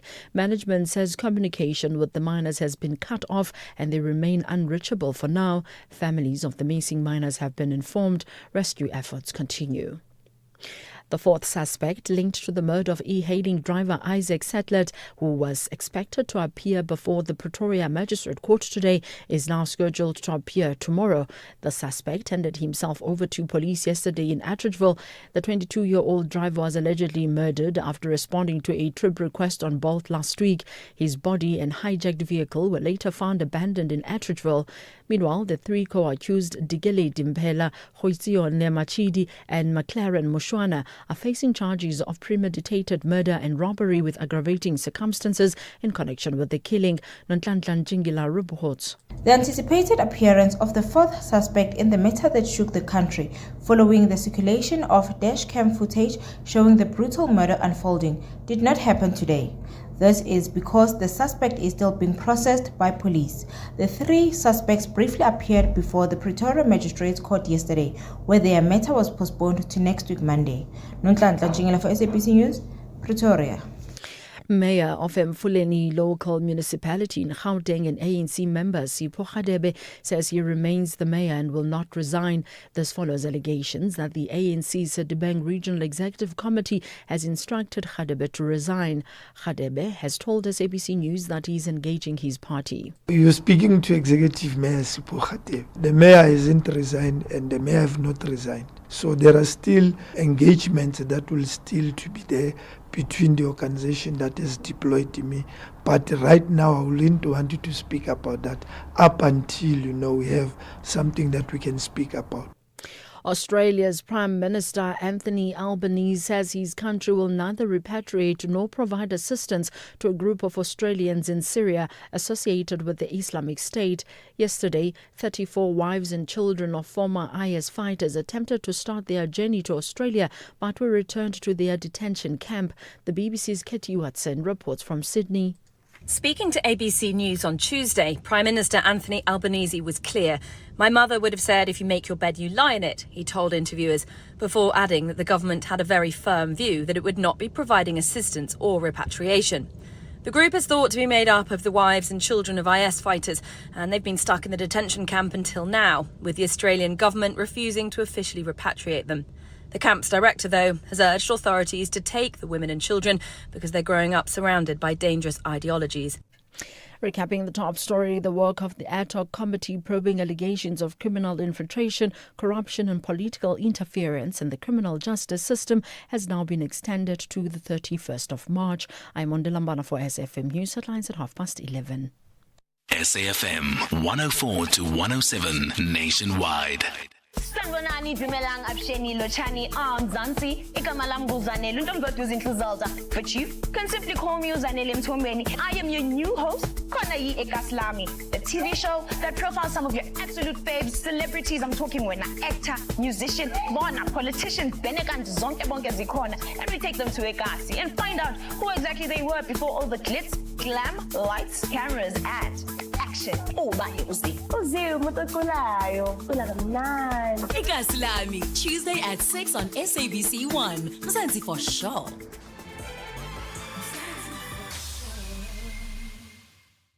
So you thought you were building a business in this economy, but day by day, somehow it grew. You kept going when the freezer didn't freeze, the bucket didn't budge, and the bank balance barely blinked. So you thought you were building a business. You weren't. It was building you. Because this isn't just what you do anymore. It's who you are. And you don't trust just anybody to protect it. Chat to your broker about Old Mutual Insure Business Insurance. Protect what built you. Old Mutual Insure Limited is a licensed FSP and non-life insurer.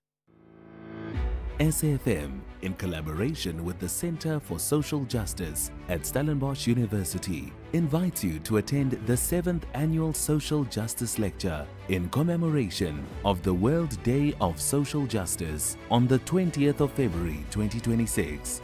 The 2026 Social Justice Lecture will be delivered by the Right Honourable Baroness Valerie Amos, LGCHPC, Master of University College Oxford, and former Director of SOAS, the University of London, under the theme Illusions of Stability, delivering social justice in a period of polarization and global instability. The lecture will take place at the Baxter Theatre in Rondebosch, Cape Town from 5 p.m. Get your free tickets from Quicket. SAFM, leading the conversations that move us. When it comes to professional productions, quality, precision, and reliability matter. That's where SABC technology comes in. From live events and pre-recorded shows to streamed content across your social media channels, we provide seamless, high-quality production that meets your vision and your budget. Need editing, final audio mix, or graphics? Our post-production experts use cutting-edge technology to bring your story to life.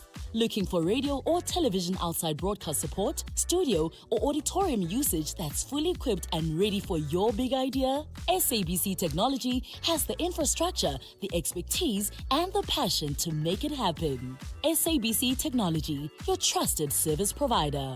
Contact us today at bookings@sabcfacilities.co.za. SABC, for everyone, for everywhere, always.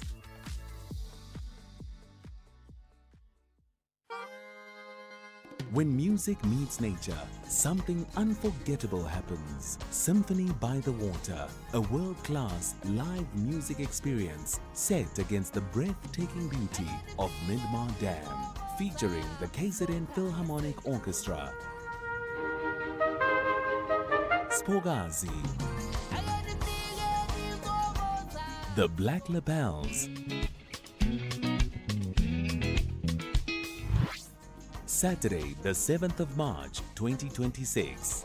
Day tickets from 150, evening tickets from 350. Tickets available at WebTicket and Pick and Pay. Symphony by the Waters, where sound flows.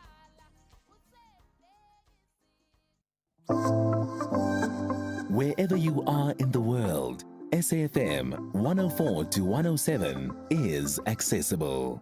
We're also streaming live on Facebook, X, and YouTube at SAFM Radio. We acknowledge and appreciate everyone tuning in and watching our streams. Stay with SAFM 104 to 107 as we bring you commission live, breaking stories, and thought-provoking lectures. SAFM, leading the conversations that move us.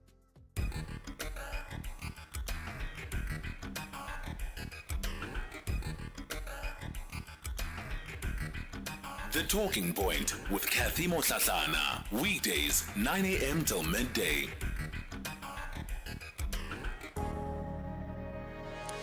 You're listening to The Talking Point. It is 10 after 11 o'clock. Welcome to the third and final hour of the show. Coming up in this hour, we're going to be looking at South Africa's appointment yet again to the African Union's Peace and Security Council. It's coming out of the 38th ordinary session of the Executive Council that was held this past weekend in Addis Ababa. So that's where the AU summit was taking place. The seats are allocated regionally, so South Africa and Lesotho will be now serving to represent the southern region on the two available seats. We're going to be looking at this role for South Africa shortly. Before we do, let's take some of the voice notes you've been sending through on multiple issues today. Let's have the conversation. WhatsApp voice notes on 0614 104 107. Good morning, Cathy and the SAFM listeners. I've seen the NIU working. I've seen the TRT working. Those guys are brutal. They work fast. They sweep fast. So anything that has to do with gangsterism, they can deal with. The anti-gang units is swift. As long as there is no official blocking the whole thing, they would work to the bone. I'm telling you. So we don't need the SANDF. We just need them to see who's blocking this and then work from there. I was Cathy. I think the problem that we have as maybe South Africans is it's a blind loyalty. We will support whoever, irregardless. not only the political parties. You can look even people who are busy supporting, are loyal to pastors that are doing wrong things. I think that's our problem. That's a psychological problem that we have as South Africans. Hi, Kathy. Zilo here. I don't agree with the person who says no one is bigger than the ANC. South Africans are bigger than the ANC. South Africans are bigger than the ANC, Kathy. We voted them. They are 40% now. We are going to make sure that they don't get that 40 also. We are going to make sure that they go down. Whether in Africa they respect it or not, we don't respect it as South Africans. Thanks, Kathy. Morning, sis Katie. Morning, sis Katie. You know what? It's very sad to what is happening in our government departments. You understand? Yo, it's very sad, sis Katie. You must see people are not being helped. People are not worried. They're working for the government, getting huge salaries. By the way they treat us, that they have to get service from them. Very bad. Don't talk about clinics. Yo, very bad, very bad. I think they all see it from the ministers. That's why. Kathy, good morning. Andy from Cape Town. Listen here, Kathy. I don't know what to say. The crime in this country, Kathy, it's something else. Watching that video of that boat driver who was killed the past weekend, Kathy, my heart was broken. What's going on in this country? You know, Kathy, I don't know even if these soldiers is coming to solve our problems. It is a lot in this country. This government is not serious about fixing the problem, especially crime. How do you kill somebody the way that guy was killed, that boat driver? You have a guts to do that. What's wrong with South Africans? What's wrong with us, South Africans? Katie, I don't know. I don't know where this government is taking us to. This blood of people spilling, the innocent people blood is spilling in this country. It's going to come back to haunt us because there's a lot of innocent people dying. I'm so angry with this government, Katie. Thank you, Andy from Cape Town. The Talking Point with Cathy Mohlahlana. Weekdays, 9 a.m. till midday. All right, it is 14 after 11 o'clock. So let's dive straight into South Africa's nomination to the Peace and Security Council of the African Union. Crispin Piri is the spokesperson for the Department of International Relations. He joins us this morning. Crispin, good morning to you. Thank you for having me, Cathy, and good morning to our SAFM listeners. So, not the first time that South Africa is being nominated to a seat on the Peace and Security Council. In fact, I think we've held the seat about 7 times before. Maybe let's speak to its significance, why it matters, what that tells us about South Africa's position on the continent. Well, firstly, it comes at a time where the continent has seen a number of unconstitutional changes of government, but also where we've seen an increase in terrorist attacks, victimization of civilians. So all of that cumulatively really then explains the moment that the African continent is in and the importance of the Peace and Security Council at this point in time. And so we believe that this election of South Africa demonstrates belief in South Africa's ability to uphold peace. It also reaffirms South Africa's commitment to peacekeeping on the continent and peace building on the whole.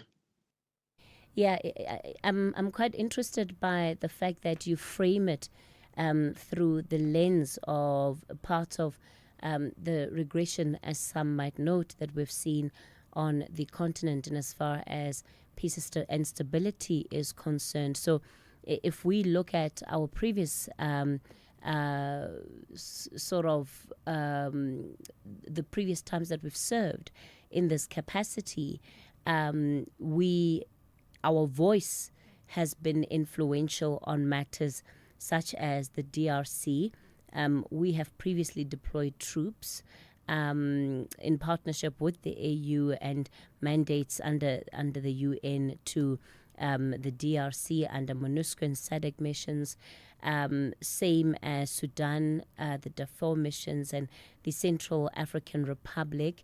Do you think that part of the thinking for bringing South Africa in again this time is because the resurgence of conflicts that we are seeing these are conflicts in the very areas that we have worked with and worked in before, and even sent resources in trying to build and foster stability? Well, the decision of sending resources, I think, is one that always based on assessment of what the material conditions are, and how best to resolve a particular conflict at that point in time. It's not always the logical conclusion or the first step of how we go about resolving conflicts and peace building. So, for example, we can see what is happening in South Sudan. Not Sudan, but South Sudan also causes some level of anxiety as to how do we ensure that South Sudan reaches elections. That would not necessarily be a question of sending resources, but it's a question of how do we, given our experience of South Africa, ensure that the people of South Sudan transition to an elected government. That's expertise that South Africa brings to the table. Yes, in other instances, as you say, historically, there has been a need sometimes to deploy boots on the ground, so to speak. But I think we need not look at that as the logical conclusion of where these things end, because there are multiple ways of resolving conflicts, and we've always proven ourselves able to resolve some of those conflicts without necessarily having boots on the ground, finding a way to promote democracy, or finding a way for the peoples of those nations to ultimately come to a conclusion on whatever conflict afflicts them at a point in time. One thinks of, for example, what we had experienced with Ivory Coast at some point. There was some level of tension there. Today, Ivory Coast is relatively stable. So there are various mechanisms that one has in the toolbox of peacekeeping and peace building that not always results in boots on the ground. Look, fair enough, Crispin, and I guess my thinking about it was, we cannot ignore the fact that any form of peace seeking, resolution seeking, is going to be enabled by resources. South Africa does have a significant financial muscle on the continent. It has historically played such a role, including in how we contribute to AU structures. So what I'm asking is, in your understanding of our re-election to this particular seat, do you believe that those are some of the considerations that are made, or that are borne in mind when the decision is made? They're not the primary considerations, and maybe that's where I'm trying to shift you to. In some conflicts, we are able to send former presidents to mediate. So in the toolbox of peacekeeping and resolution, it's not just financial considerations that one has to take into account. It's also human resources. It's also institutional skills that we bring to the table. So it's not limited to just financial resources. I think that's where I'm trying to drive us to. One of the issues that became clear, I don't necessarily think it's an issue, but was just the fact that South Africa, of course, is now reinforcing its messaging around being the country of choice on the continent, whether it's for trade opportunities, and one gets a sense that there's certainly a stronger voice coming out of us as a country, that we want the continent to read, that we want the continent to recognize. Speak to me about this from the context of what is happening geopolitically, globally. Because even if we look at the delegation that was sent to this AU summit, representing the South African government, Africa is a continent that we are part of, and we are taking it seriously. And in fact, we're actively fostering our relationships with the rest of the continent more so than ever. Reflect on that for me, please, Crispin. When we articulate, first of all, how our foreign policy evolves and is derived, we say that Africa is the centerpiece of our foreign policy. It's where our foreign policy is most active. And we say that because, like you say, this is our neighborhood. This is where South Africa is. We're an African country, first and foremost. And also, if you look at the trajectory of the African continent, it is the youngest continent population-wise, but also it is the most endowed continent. And I'm sure we've heard this ad nauseum, whether you can name any critical mineral, it is most probably on the African continent. If you also look at the focus of our G20 presidency, it was mainly about how do we ensure that Africa develops? How do we ensure that when we speak about development in the world, we do not leave Africa behind?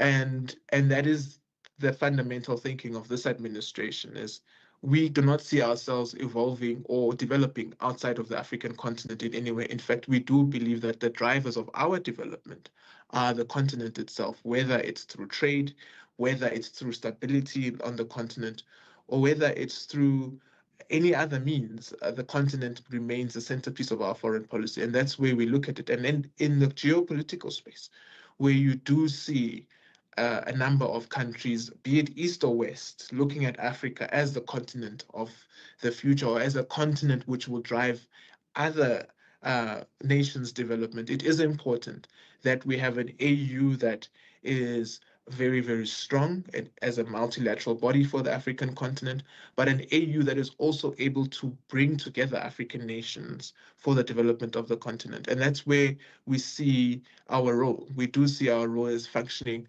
within the AU, being able to ensure that the AU is a very strong institution, but also a functional institution. And this is of primary importance, we believe, for the African continent, but for our own development as South Africans as well.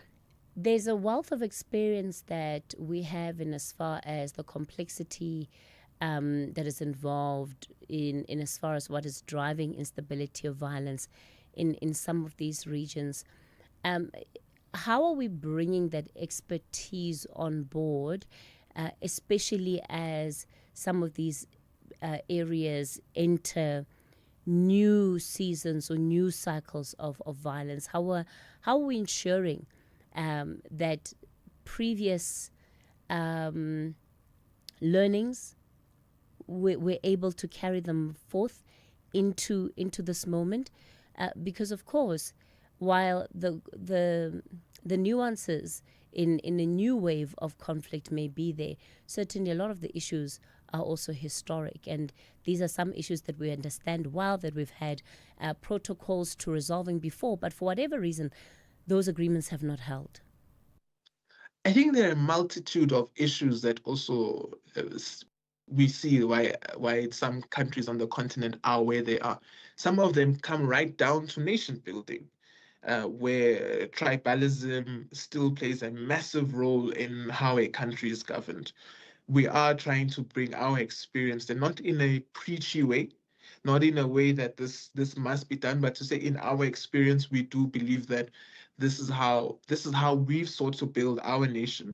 Not that it's been a perfect example or perfect, but at least we've made some level of progress around nation building and social cohesion to some extent, and we believe that that's something that we can share with other countries. Our own constitutional making process, for example, is a case in point. Our own Truth and Reconciliation Commission process, Truth and Reconciliation process overall, is a case in point in how we are assisting with transitional justice where possible. And even to this day, South Africa is still grappling with some elements of that question. We are also sharing our knowledge generally around how we have built our own institutions. So, like, for example, your Chapter 9 institutions, I can tell you in the DRC, this is one of the experiences we share with the people of the DRC. So if you go to the DRC today, they also have some independent institutions that promote various elements of nation building along the lines of what we have. So that is the experience that we are able to share with various nation states from time to time.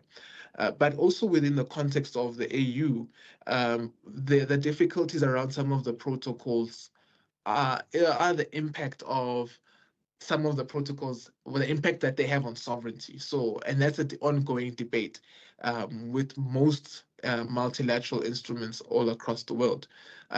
But in the context of our bilateral relations, we are able to share directly what our experience was. And I think what we have seen is that a lot of countries on the continent find these experiences to be invaluable, and they are then able to onboard them and apply them to their context in their own way, to naturalize them in their own context, depending on what the material conditions are in those countries.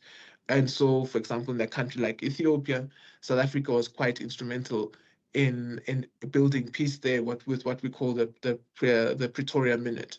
And you see the development of Ethiopia today. Ethiopia is a thriving East African country. The other element of it as well, Cathy, is through regional bodies that are functional. And I think this is also where we take up our responsibility in a body like SADC.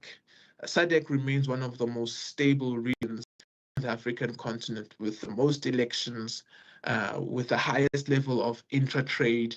And that is also something that we want to replicate in other regions as well. We want to see replicating in other regions. So this means countries within a particular region trading with each other strongly, but also having good institutions that are able to monitor electoral outcomes, electoral processes, and make strong recommendations around some of those issues. Again, not a model of perfection, but work in progress. And we think that is something that we'll continue to pursue.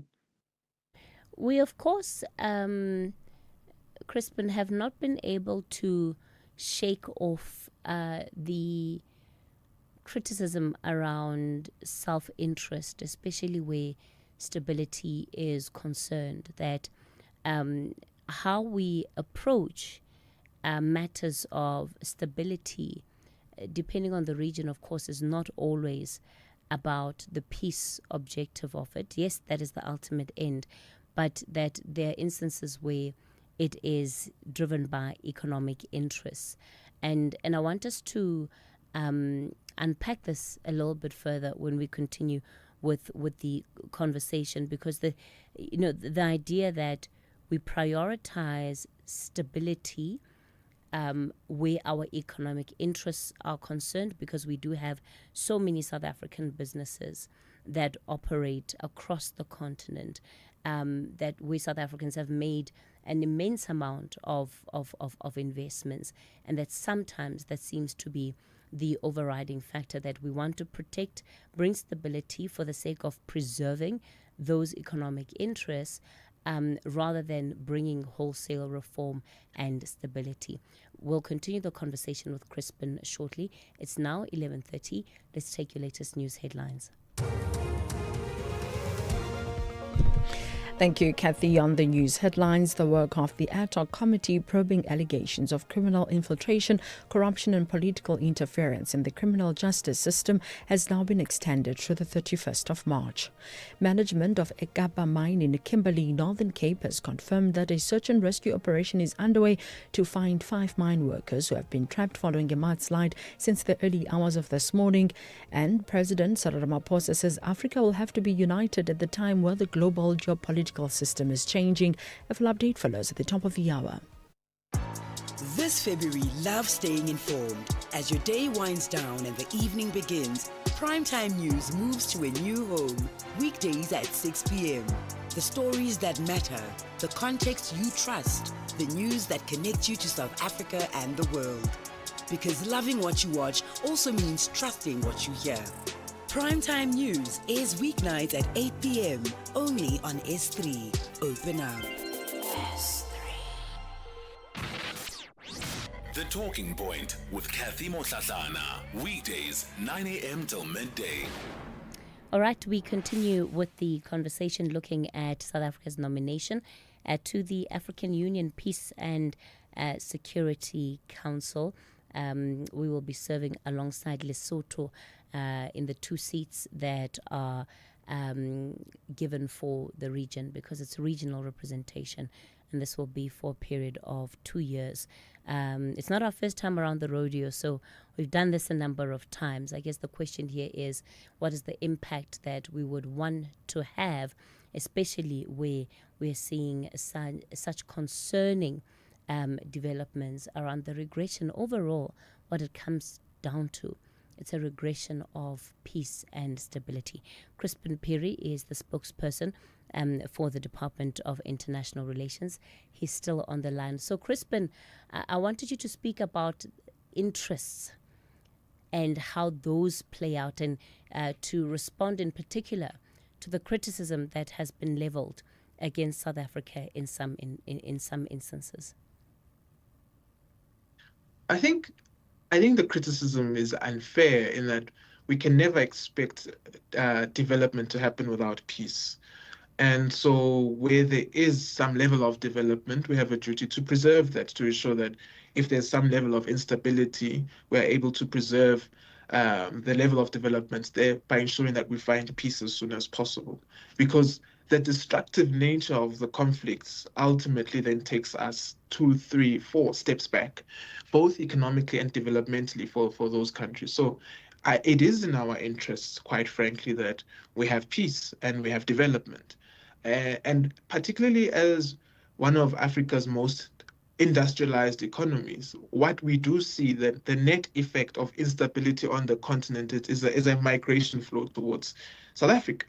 So it cannot be that we pretend as though we're an island and we are unaffected by instability on the continent or any form of instability on the continent. It is in our interest that the continent is at the highest level of stability so that our development continues, but also the development of those countries reaches a trajectory where we are able, firstly, to trade at a level that is mutually beneficial. So I really think that criticism is at best misplaced. I think it's all in our interests that we address instability where it arises, particularly in the context of South Africa, it being one of the most industrialized economies. Like I say, the net effect is felt domestically as well. And to the extent that, Crispin, some of these decisions have been seen as a part of the bargaining amongst elites rather than as decisions that are there to bring in wholesale reforms. I mean, we can just look at what happened last year with one of our peace missions and, the criticism around whether or not we had enough budget to sustain our activity in that country. And South Africans were asking questions. Why are we there? Are we there because we are part of these genuine peacekeeping efforts? Or are we there because there are economic interests that certain elite individuals want to protect? And because we are part of these structures, then the decision-making and the influence is pandering more toward those interests than it is solely about peacekeeping. And these are the issues, of course, that South Africans need to be made to understand so that if there are deployments that are made in the end, everybody knows why that deployment is happening and why South Africa is invested in it. I think that's a fair point. Why are decisions made and why is South Africa invested in it? And that's why when we deploy our military, we are required to go through the parliamentary process to take the South African elected representatives who represent the South African populace on board as well. If you look at, for example, the decision of SAMIM, the South African SADC Mozambique mission, which we were required to send some soldiers to the north of Mozambique to deal with counterinsurgency there and some level of terrorism. That is a decision that's also taken not by South Africa unilaterally, but by SADC as a continent, as a regional body to say how best do we stabilize what's happening in Mozambique. If you look at a decision on SAMI DRC, that's the DRC decision, even that is a regional decision. So it's not a unilateral decision that the South African government takes. What we are seeing currently now in Madagascar unfolding, there too, whatever intervention that is being placed there is not a unilateral decision. And I think that is the nuance that is missing when people often critique South Africa sending soldiers into those missions, is because they look at it as though this is a unilateral decision. But no, it's normally a regional decision. And in that decision, we would look at the various strengths of other countries. So, for example, in SAMIM, South Africa was not the only country to have deployed soldiers there. In SAMI DRC as well, Malawi and Tanzania had also sent several components of their military into the DRC. So it shouldn't be looked at through the lens of unilateralism at all. South Africa is going to be working alongside Lesotho for these 2 seats on the Peace and Security Council. We also know that there have always been tensions maybe is not the right word, Crispin, but I can't find it right now, so I'm going to stick with tensions. But it's always, it requires some diplomatic navigating when it comes to regional bodies, how they are positioned, how they interact with each other, and how then the efforts for peace are ultimately agreed upon by everybody that sits on the council. How do you see that dynamic playing out now, given the fact that we're seeing, much of the increase of this violence in the western parts of the continent, and how can both South Africa and Lesotho be ensuring that their voice is strategic as they represent, the southern African part of the continent? I think it's a voice that forms part of the collective. So you would have Nigeria, which represents ECOWAS. You have other countries which represent other regional blocs, IGAD, and so on. And it's important that our voice is part of that strategic collective. But also in that context, South Africa does have other significant responsibilities and experiences to share. So, for example, with regard to the conflict in South Sudan, or the transitional government rather in South Sudan, South Africa chairs the C5, countries of five bloc, as assigned by the AU. And that is something that President Ramaphosa at this particular summit also brought to the fore, having had meetings with President Salva Kiir of South Sudan and a number of other heads of states in that region, to say how best do we support. So not how best does South Africa support, but how best do we as the AU support South Sudan to reach its elections. So in all of those contexts, it's always a question of how do we act best as a collective to resolve what could sometimes be a regional issue or a very unique issue in a particular country. If we are to look forward around what we think we could accomplish during our 2-year term, what's, let's say, top 3 things that are on our list, Crispin? A more stable continent, definitely. One of the responsibilities we have is Crispin, actually chairing the implementation of Agenda 2063. Crispin, and can you hear me? Yeah. That is diplomacy at its best. I need a clear answer. Of course, we all want world if I'm peace. Being diplomatic, then it means Crispin, I'm doing my job well. We all want world peace, but maybe just specifically, I mean, are there 3 tangible outcomes? Because yes, the process of peacemaking, surely we go into it with an idea of, okay, these are the regions, as you so well articulated in the beginning, where we're seeing these kind of issues, and this is what then we are going to use our time in the seat to advance more specifically. Yeah. So there, like I said earlier, there's so many tools in the peace and development toolbox. In some cases, we need to see a strong enforcement of an arms embargo because there is a proliferation of arms. In some cases, we need to see countries going to elections and having credible elections. This applies for Libya, it applies for South Sudan. And all of this requires a lot of work. It's difficult to, from the get-go, say this is what will be completely achieved. But I think one of the things that we can say is if we can see the decrease in proliferation of arms on the continent, we would really, really have achieved something quite significant. But also, one of the things that we are responsible for in this term of office, and Minister Lamula would be chairing, is the implementation of Agenda 2063, which is the broad agenda of the African continent and the plan of how we want to see Africa being governed. So these are some of the things that we will be at the heart of implementing, along with Outer NEPAD. Outer NEPAD, to some of our listeners who may not know, it has a very strong matrix in place of how they are able to assess exactly where we are in terms of implementation of the Agenda 2063. And of course, I think a very, very simple metric that you can hold us accountable for is an increase in African trade, increase amongst African countries trading with themselves.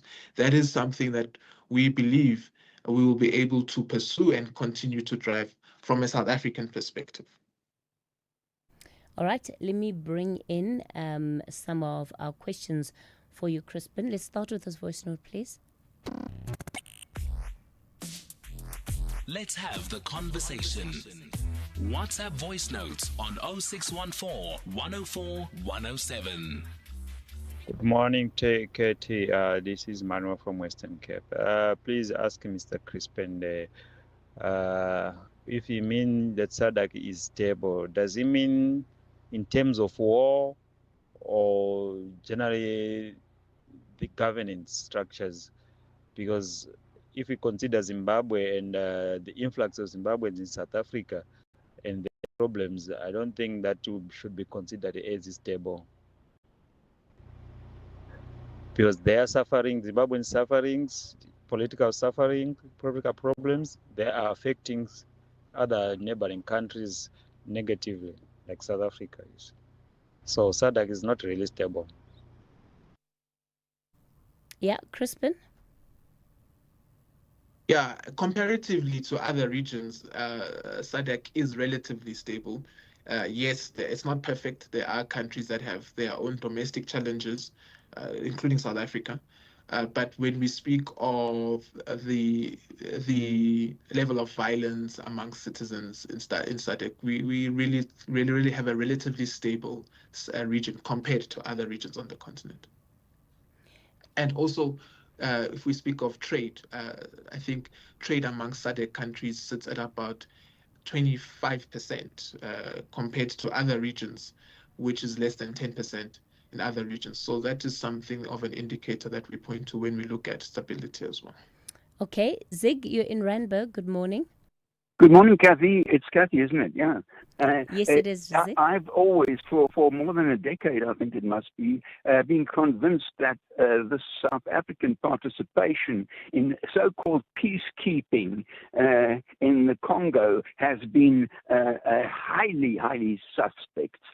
Because a big, he's a super big, in fact, nephew of Jacob Zuma's, called Nzikumalu, has financial interests of multi-millions there after failing as a mining tycoon in South Africa. There was a gold mine that he sold down the river here, only to go and become a multi-millionaire out of the Congo. And I don't believe for 1 minute that South Africa was doing a peacekeeping exercise in the African interest there. It was doing that in the interest of Nzikumalu and perhaps other comrades of his ilk.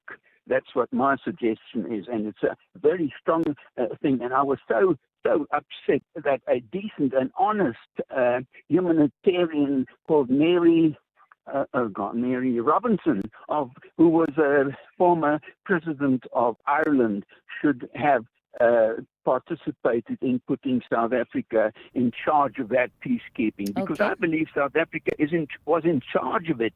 That's what I believe. Who else was there? Hey? Hardly anybody. I doubt very much that anybody else bothered. But we had interests there with Jacob Zuma's nephew. Thank you very much. Okay, Zig out in Randburg. So I think what Zig is saying points to what I had raised earlier, Crispin, around really ensuring that whatever decisions are made around deployments, that South Africans can be brought into the full confidence of what is going into those decisions. Otherwise, you will have ordinary people like Zig is questioning on the radio this morning around our interests and how in some of these peacekeeping missions there is this idea of us being conflicted. Well, yeah, I hear the point, but I think also one really needs to, and someone like Zig, I think, seems to be strong on the conspiracies element. But if you look at a deployment of UNESCO, it's not just South Africa that forms part of UNESCO. It's a number of other countries across the world from the UN, from UN member states that form part of such a deployment. Even in the SADC region, like he correctly asked, which other countries are there? And that's the right question. You will then find that there are many other countries that form part of these missions that are interested in building stability. And like I said, it's never a unilateral decision. We don't wake up one day on a what day is it today? A Tuesday morning and say, let's go into the DRC with our military. So I think that's the consideration that people have to also take into account, that often these are collective decisions of multilateral institutions that deem it appropriate to go into a country with the permission also, Cathy, of those countries.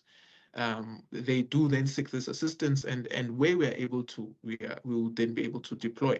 Where we are not, we would also say we are not able to deploy such. Okay, all right. Crispin Piri, we're going to leave it there for today. He is the spokesperson for the Department of International Relations. That's where we leave it on the talking point for this morning. Up next is the book reading. The Blues are going all out for maximum points at Stamford Bridge. Stevaus flipped it back to him. The Brazilian connection working nicely. João Pedro for two, and he's done it. The Blues Brazilians at the double here. However, it is a must-win game for the Clarets to try to escape from the danger zone. Deflected and in! Oh, Burnley lead! Shock lead for the Clarets. Bashir Humphries will claim it. It's got a deflection, and Burnley have got an early lead here. This is the Premier League. Chelsea FC versus Burnley FC, the Saturday 21 February at 4:30 p.m. Live on SABC Plus and SABC 3. Proudly brought to you by SABC Sport. For the love of the game.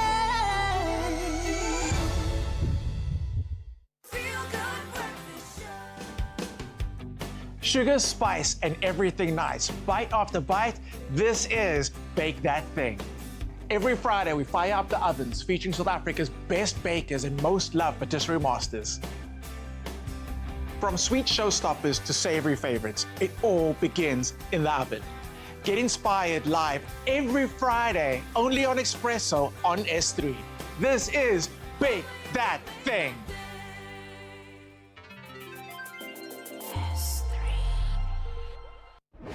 You are listening to The Full Circle. A space where generations come together in conversation that seek to spark curiosity, inspire innovation, and feed the curious mind.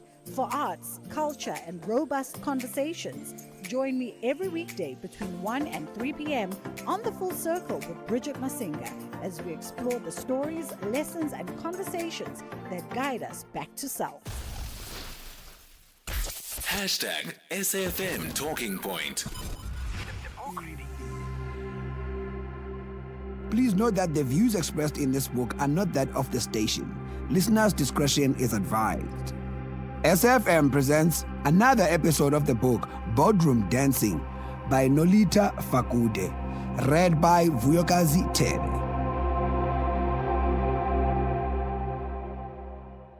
We ran a values survey using the same Barrett tool that had served us so well at Nedbank, with our top 2,500 people, asking what values they currently saw exhibited in the organization, what values they felt the organization should aspire to have, and what values they personally embraced. A team of about 30 people, all senior business executives, led all aspects of Project Enterprise. The decision to use our brightest high-potential young leaders to drive the program, rather than HR staff, further underscored the importance top leadership was placing on its culture change, making its connection to the organization's future as clear and visible as possible.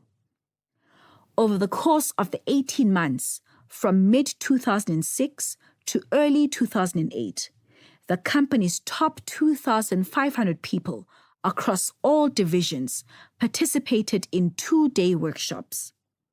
With working groups of about 20, these 2,500 leaders helped redefine the company's values, their own participation also securing their buy-in to the process. Workshops followed an inside-out methodology. Starting with people's personal values, facilitators asked them to reflect on who they were and how their behavior affected the organization. These personal discussions led to discussions around the kinds of values they saw functioning in the organization, as well as the values they would like to see. All of that finally led to conversations about the kind of culture that people believed would support the values they aspired to, which in turn led to conversations about the kind of behaviors people thought leadership should exhibit and role model to help this new culture emerge. Disconnects between reality and aspiration were exposed, as were those between people's personal values and values they felt the company should have. Those mismatches often led to some of the deeper conversations. For example, why would you personally value kindness or integrity or respect, but not see that as an important value in the business, especially in how you deal with people who are different from you? The point was to make people see how values are both the glue that holds an organization together and part of a company's DNA, affecting everything that it does and the way it is done. Examining all the values that came up in these discussions, the current values exhibited, those we should aspire to, and personal values.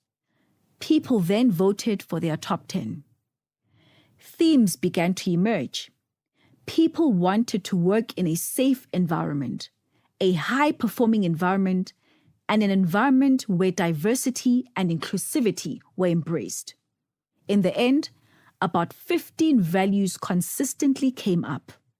From those 15, we then prioritized the company's top 5 values that we would work towards embedding across the organization.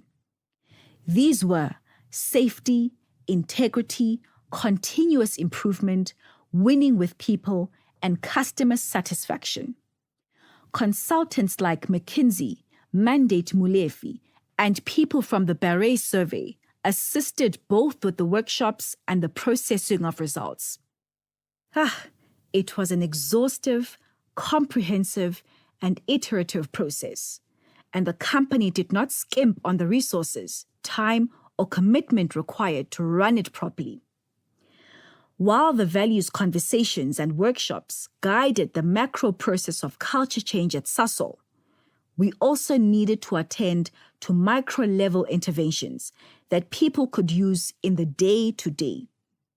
Those same workshops were used to develop and share a common language that helped people express themselves appropriately when discussing the often sensitive issues around diversity and inclusion. For example, if you felt you might say something wrong, you could say you needed to push the pause button, which meant needing to think before you speak. Or if you felt you needed to think more clearly about something, you'd say you wanted to get on the balcony, or you could suggest that someone else might benefit from getting on the balcony or pushing the pause button. At Exco, we also developed a set of symbols to express praise or criticism. Sasol's culture was not one where people were in the habit of praising a job well done. So finding neutral symbols to express approbation or censure around the inherently touchy topic of transformation was helpful. For example, if you did something that aligned positively to the new values, your manager might give you a rhino. For a time, all the Exco kept in our offices these little wax carvings of rhinos and elephants, which we gave out either as a form of positive acknowledgement or when something negative needed to be discussed. If you referred to an elephant in the room or actually gave someone an elephant, this meant you needed to talk. The person could then ask, "Is it big or small elephant?" This shared language and set of symbols helped start uncomfortable conversations, allowing people to speak more openly and constructively. Uncomfortable conversations. Difficult and uncomfortable conversations were part of the landscape. However, one of the most discomforting topics was perceived racial discrimination between black and white employees when it came to how they passed through our talent pipeline. As Executive Director of Strategy and HR, it fell to me to ensure that whether talking about internal promotions or recruiting new hires, our talent management process aligned with our new desired culture. To start, we needed to redefine Sasol's ideal employee in light of the company's culture change aspirations. To do this, my HR team used the Beret survey outcomes to articulate the preferred qualities connected both to our existing staff as well as the new hires, focusing in particular on competence of the future, or qualities needed to expand our business in diverse markets. We identified 3 primary desired qualities: ability to influence, empathy, and resilience. Ability to influence, because successfully selling your reason for doing something is more productive than charging in and demanding it. Empathy, because embracing diversity requires the ability and desire to understand people who differ from you, to literally put yourself in their shoes. And resilience, because working in new environments and situations requires the ability to bounce back regardless of challenges. Next, we needed to examine how senior promotions and development opportunities were being distributed. In the interest of linking our talent management and culture change processes with our overall strategy for diversity, the Group Exco decided to rotate individuals from senior management across the business on a deliberate and systematic basis. Rotation at this level is either a promotion or a lateral move that gives someone the opportunity to experience a different aspect of the business. Either way, the benefit for the individual is exposure to another sector, new skills, and preparation for future promotions.